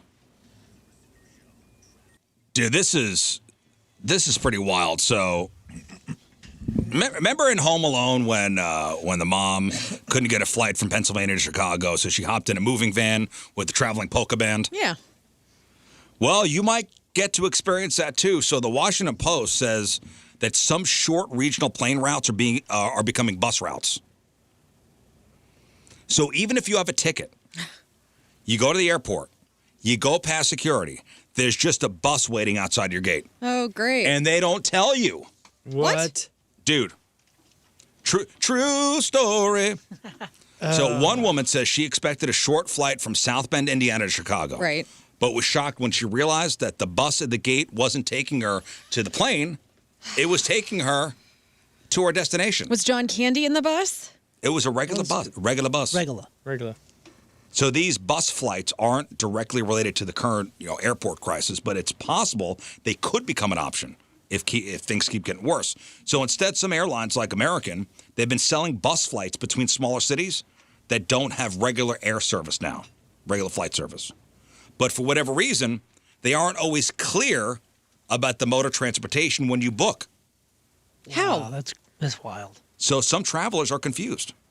For American, the bus routes even have a flight number. Yeah, we want travel transparency, all right? None of this. Their website notes the route includes travel on luxury bus, and it shows a bus icon. But it's even less obvious if you book through like Expedia or a third-party service. Yeah. For what it's worth, the plane buses aren't that luxurious. They do resemble planes, though. Overhead, first class, TVs, tray tables. A lot of Wi-Fi, too. But here's one woman telling her story. I went to the airport. It was like a regular flight to me. Regular. I'm looking for my gate at South Bend Airport. So I saw on my boarding pass that we were leaving from gate 10. And I'm like, I've never been there. It looks different than the other gates. It's finally time to board. I'm lining up. I have a view through the door that is supposed to lead to the bridge to get on the plane. And then I see a bus. And I'm like, that's not a bridge. That's not a plane. American Airlines has done me dirty in the past. This might be the last straw. Yeah. I'd be pissed. I would be too. So it was American that did it? American did this and didn't really have it on the ticket. But I bet it's way cheaper prices, right? No. Oh. No. So just look out. I don't think they're doing that here yet, but who knows? Stranger things have happened. Somebody's going to sue. Well, it's getting you to your destination. So. Is it, though? What if you have, a phobia of buses? And you have a freak out. And you have a heart attack. So you're okay on a plane but not on a bus? I don't know. Great question. I want transparency. If I want to know if I'm getting on a ship. Yeah, what if they put you on a boat? Oh, Lord. Oh, no. Oh, no. All right, let's give away some stuff. All right, today's contest is sponsored by Universal Windows Direct. You'll be saying, I love my windows. All right, we've got Point Fest tickets. We got Daniel Tosh tickets. We got Rafe Williams tickets. We got Urge tickets. And we have tickets to go see the St. Louis Battlehawks tomorrow. And we are playing Read My Lips. So spin the great wheel. Somebody will be the person in isolation. The other person will be the giver. The person in isolation will have 3 chances to read the lips of the person giving the one-word clues. Call them clues? I don't know. But you on the phone, we'll have to bet whether they will get the word in 3 or not. Will they get it or they'll strike out? 2 out of 3 right, you guys win your choice of prizes. So let's go to the phones here. And let's go to Hank. Hello, Hank.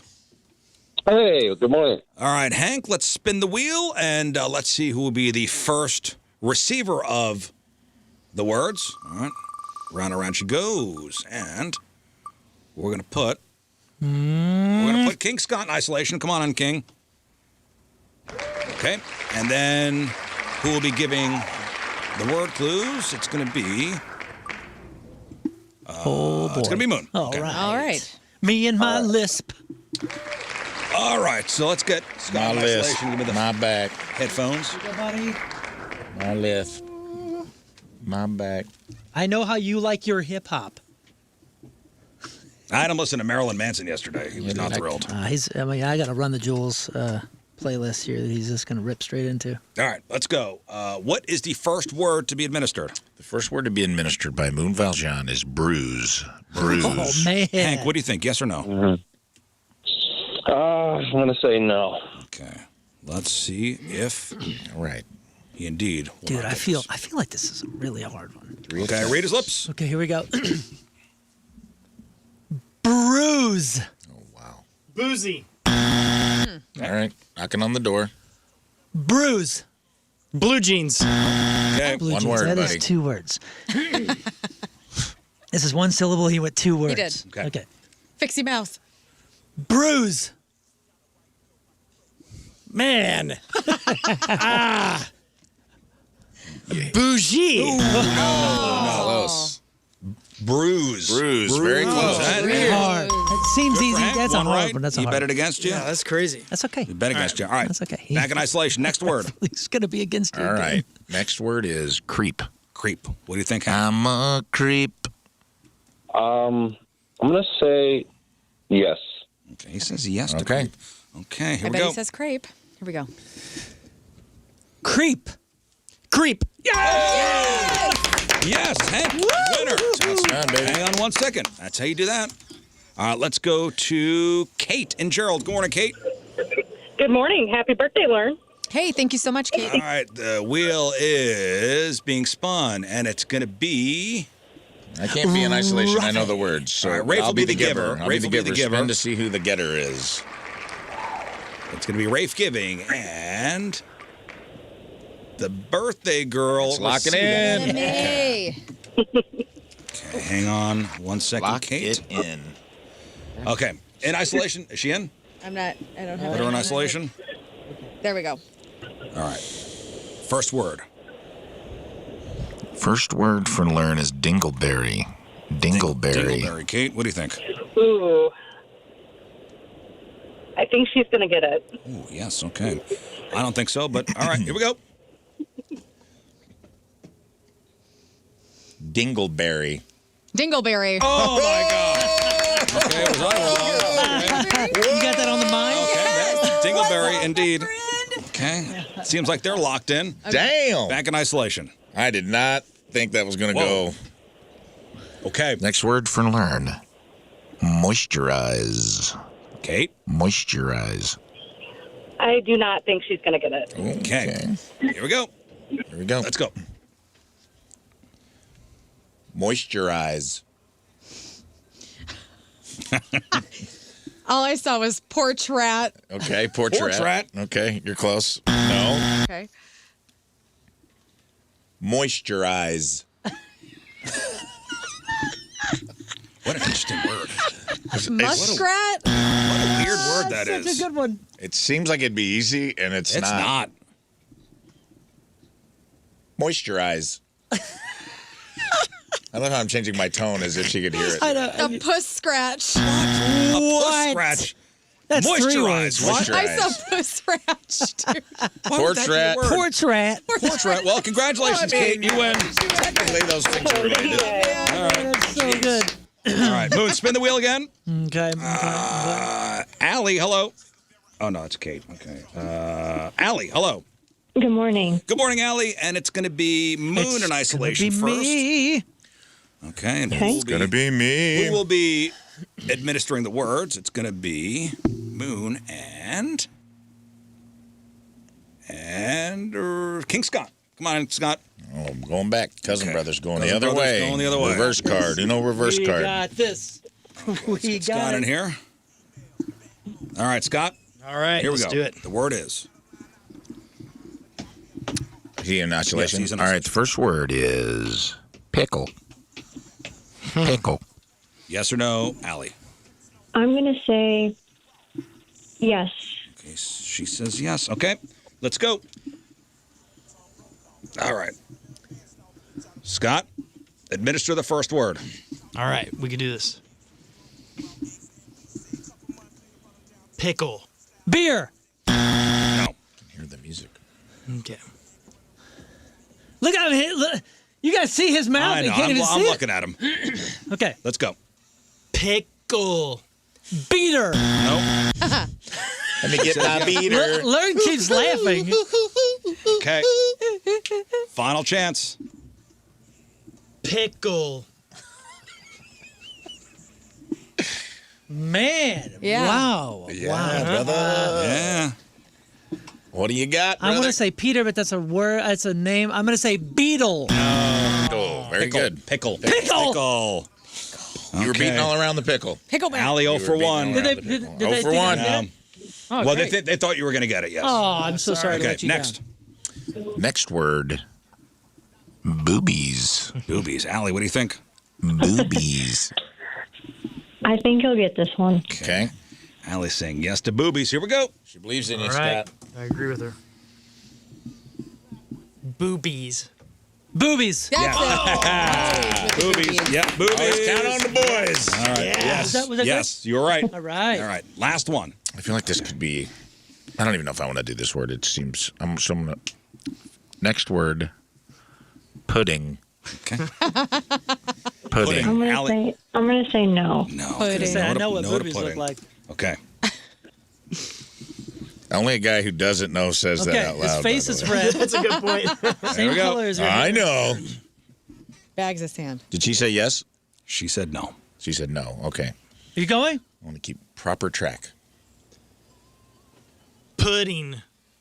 Pudding. Yeah. What? No way. I cannot believe the way he said that felt so wrong. Hey, Pudding. Allie lost. Oh, Take off your I'm headphones. sorry. Take off the I'm headphones. sorry.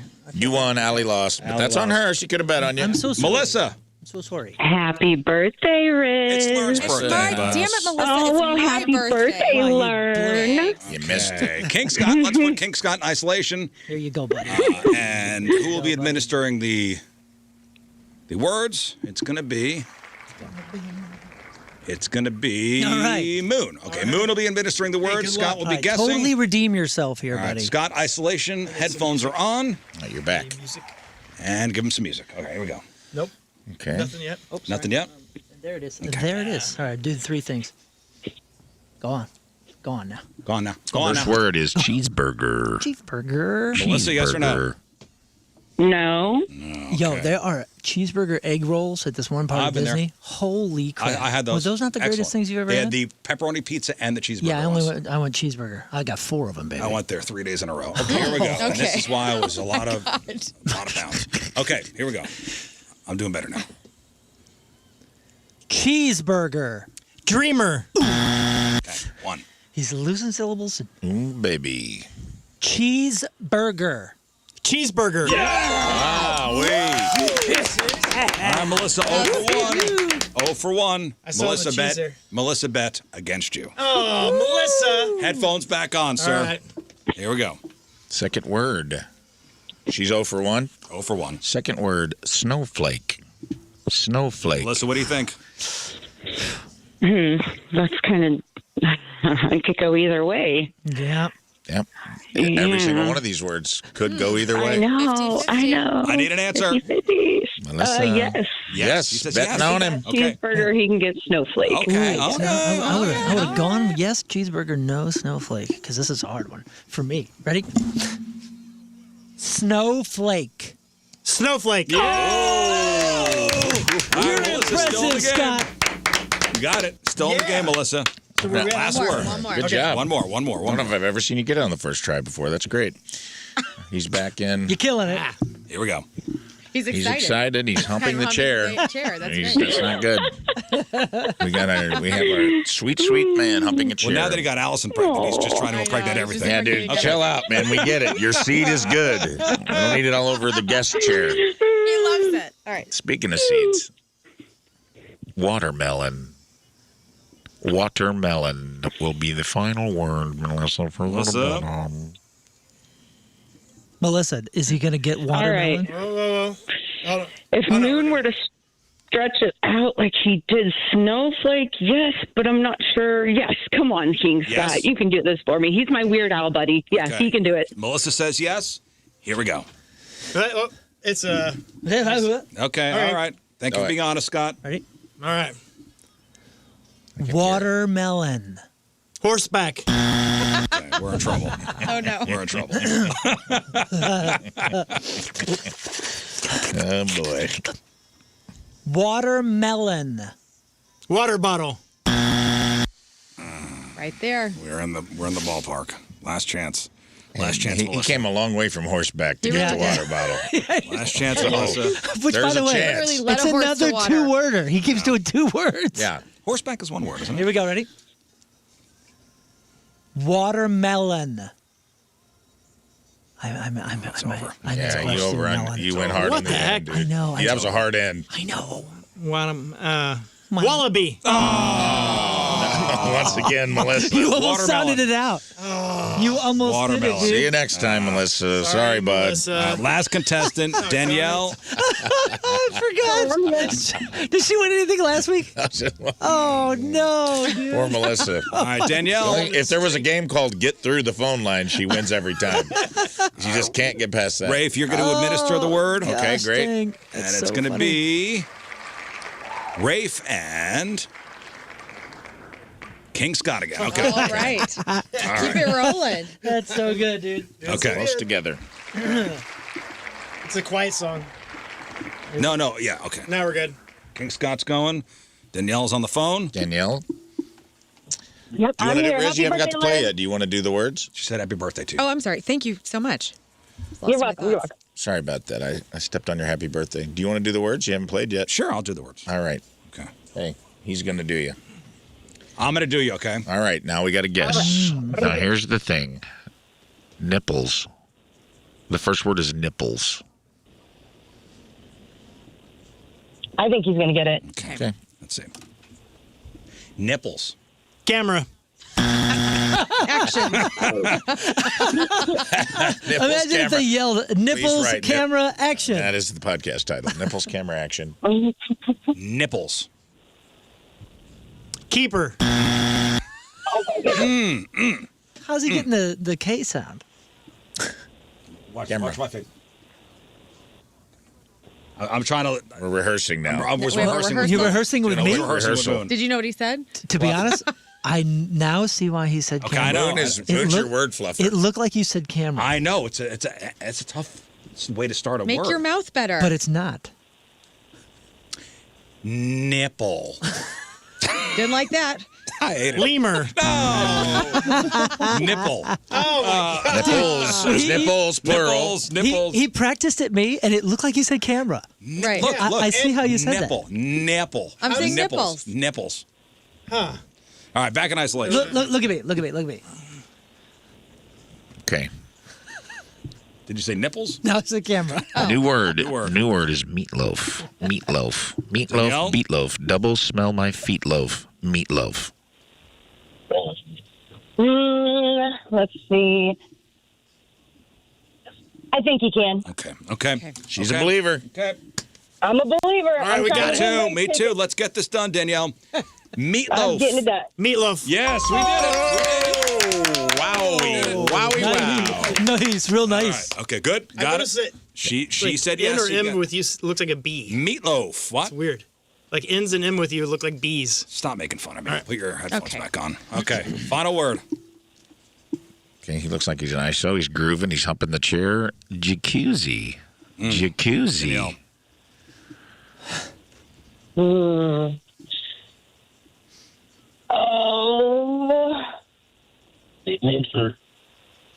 Oh my How was that? gosh. Come on, You know Danielle. what? I'm going to go with him. I believe in him. He Okay. can do it. All right. All right. Okay, here we go. Gonna live and die with our cute little hair or chair humping virgin. Let's go. Jacuzzi. That was fast. Damn it. I screwed that one up. That's on me. Toothpick. Jacuzzi. Said it very French. Shoe. The one time it sounds like two words, he goes with a single syllable. Any other time he's like, all is quiet on the Western Front. Should I?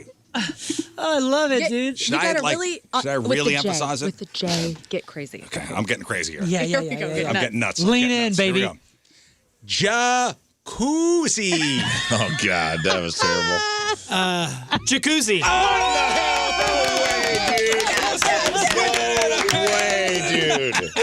It looked like he said jacuzzi, and I'm like, what is jacuzzi? What's a jacuzzi? That's your brain. All right, Danielle. Congratulations, we did it. Good job, man. She bet on her boy. Right. We did it. You're good. She bet on you. You took it home. Hey, guys, have you guys ever heard of the Scandinavian sleep method? Of course. No, And? I'm kidding. I bet it's very fashionable, though. Oh, it's so hot right now, the Scandinavian sleeping method. Yes. Is it where you put like a nice plastic bag over your face and then you sleep? No. What? What? 2 people, 1 bed, 2 blankets. Oh, yeah. My 2 people, 1 bed, 2 blankets. Yes. My drummer in my band, Tom, he and his wife, Kit, they do this. It's a European thing. It's the Scandinavian sleep method. Yes, and I think it's fantastic. I think so, too. Once again, my parents way ahead of the curve. Since the 70s, they had separate beds pushed together with separate everything. Hey, Brady bunched it. Yeah, but the what do you call it? The like the fitted sheet? No, the comforter, like the main comforter covered the whole thing, so it looked like a full-size bed. Well, this is the opposite. This is you would have a little duvet, I would have a little duvet, and we'd fold it, and it would be mine and yours. But we would have like a fitted sheet on one. Yeah, one bed, and then you just have 2 separate blankets. So each person gets their own.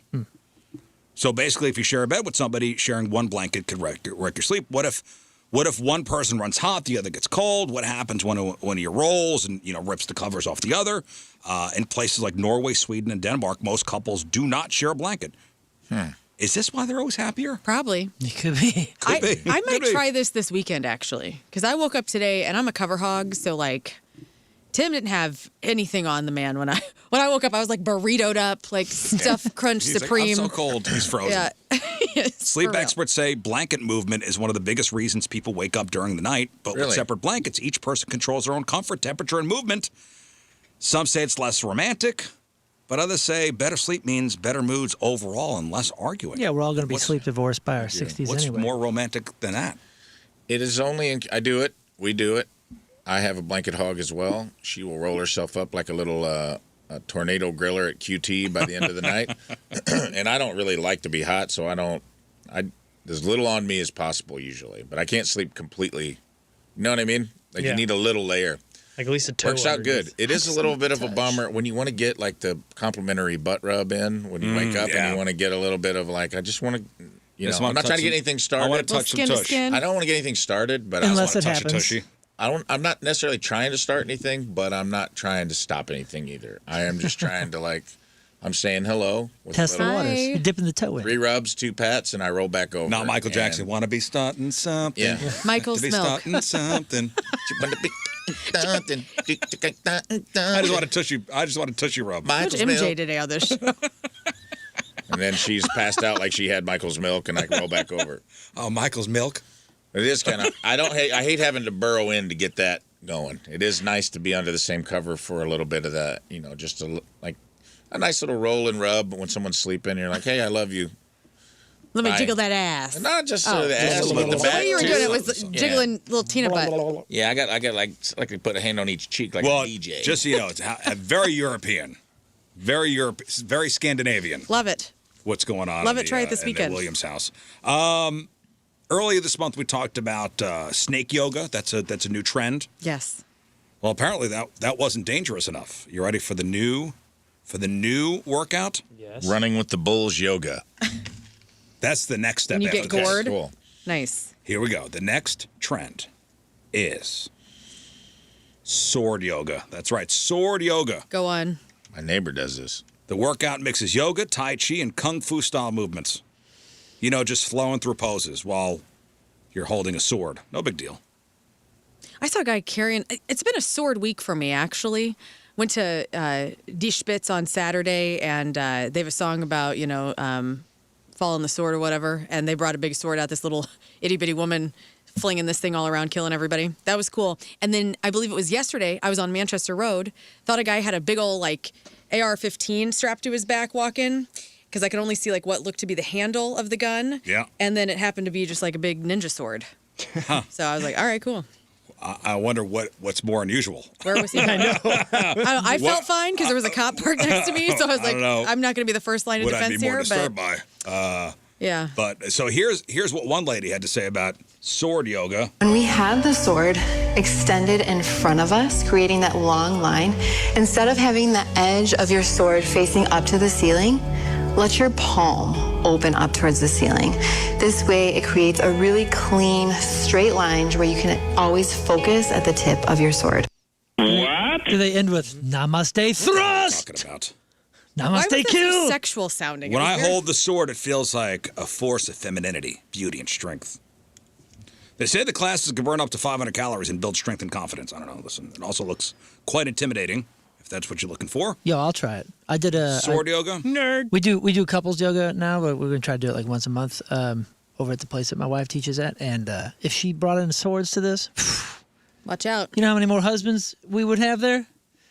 It is hard. Do you know how hard yoga is? Have you done it recently? Can I also say your gift to your wife? Oh, I got her yoga mat with my face on it. Was fantastic. Yes. It showed up? Speaking of yoga, dude. It is. And your tongue's out. It was great. I was like, my tongue is strategically placed. That was awesome. Licking her butt. She goes, well, dang near, but she goes, well, you just got yourself a yoga mat. I said, what do you mean? She goes, I can't take that in the studio. Oh, yes, you can. No jokes when it comes to yoga. And I said, well, it's very serious. She goes, well, that's your yoga mat when we come to the studio together. My wife is trying to get me to do it. I'm not. Dude, yoga's amazing. It feels good. So incredible. If you have the right instructor that really pulls you in and teaches you in a right way. The tribe is spoken. Dude, you'll come out after it's like a workout, but then when you walk to your car, you feel better. Yeah, mentally everything. I just would rather pick things up over my head. We'll do that as well, but also go to yoga. Yoga's harder, man. Yo, it will right now. humble you Yoga fast. will you think you're throwing weights around, it'll humble you quick. I'm not doing it.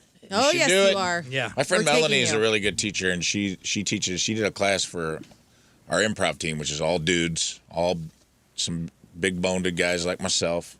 She was good. I'm like, you should just teach like a Midwestern male yoga. Like, start us off slow.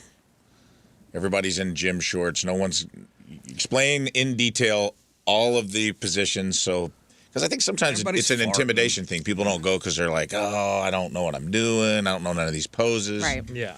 You just got to find a good teacher. She wants me to just do it with her. She's, she knows what she's Come to our couples thing. That's why it was fun. you will never see me do that. We went with them once. Well, that's fair. You will never see me at a couples yoga. Why? I will never do it out. The whole purpose. If I'm going to do it, it's going to be. The whole purpose is for the men like you that are like, you'll never see me in there to go in there and. Private. No, see, that's why we're all in together. I have gas. I have gas. I'd be farting all over the place. It's fine. That does happen. A lot of people I know fart. it does. All right, listen. I'm not doing it. Let's do sports. Leave me alone. All right, what do you got? Sports is presented by Chuck's Hot Chicken with 5 area locations. Chuck's is the locally owned hot chicken spot voted best fried chicken sandwich in Missouri. Mom, tune out. Because I'm sorry to say that we're going to start at Busch Stadium because she missed the game because of the stupid app thing. I know she missed. I know she missed the game. Doesn't mean she doesn't need to know. She called me and was watching along the score and goes, looks like it's a great game I'm missing. It was a great game. Cardinals opened the 2026 season with a 9-7 victory over the Tampa Bay Rays, and the score doesn't even begin to tell the story. This was a 91-degree heat wave opener that felt like July more than March. Star of the day was J.J. Weatherholt. In his second at bat in the big leagues, the top prospect launched a solo homer.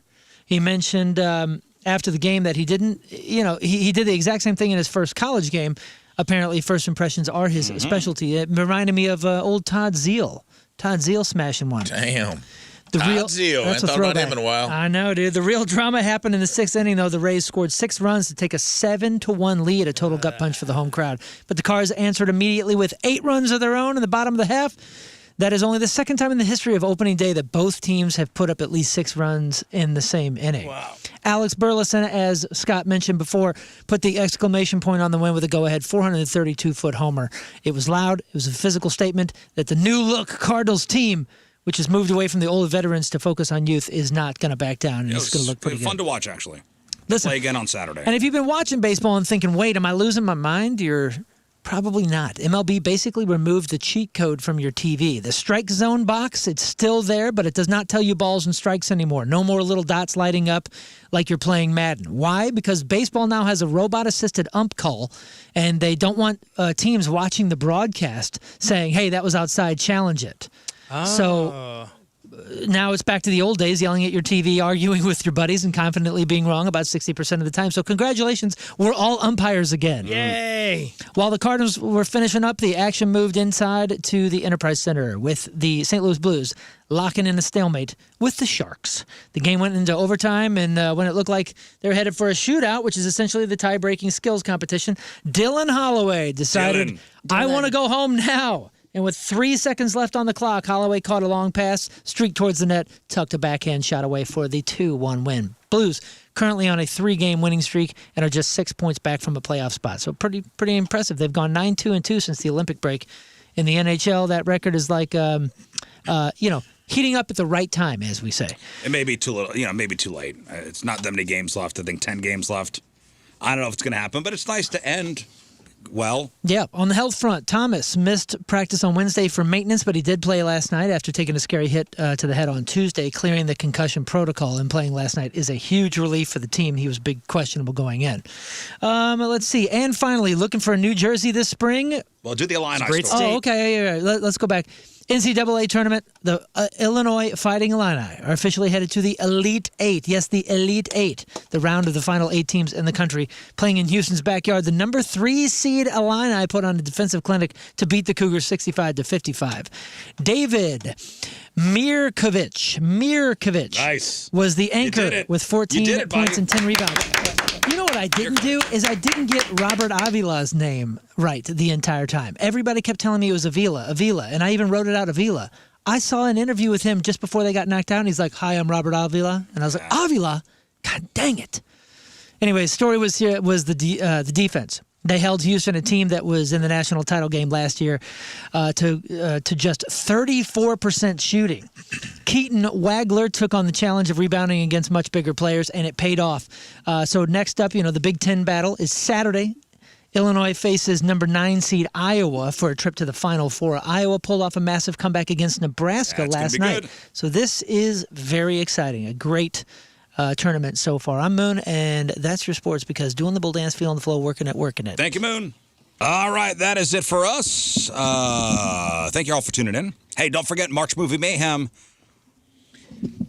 Round 1 over. We're voting in round number 2. Scream versus 7. The Sixth Sense versus Silence of the Lambs.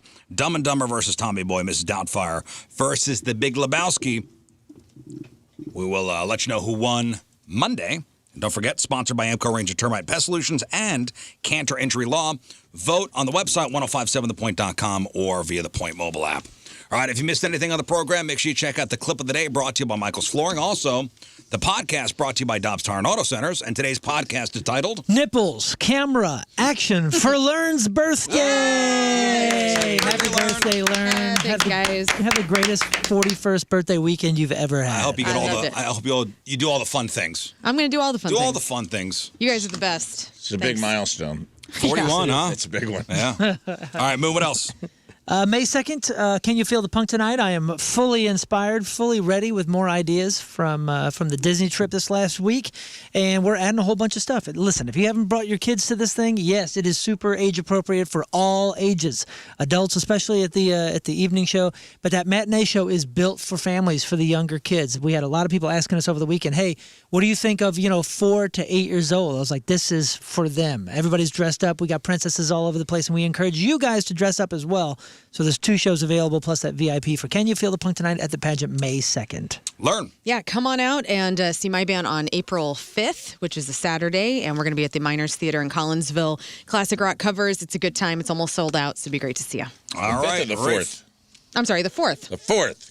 If you go on the 5th, she won't be there. Go on the 4th. Low ticket alert. I say for your birth, let's sell out the show for her birthday. Let's go. There's only like 30 or some odd tickets left or some.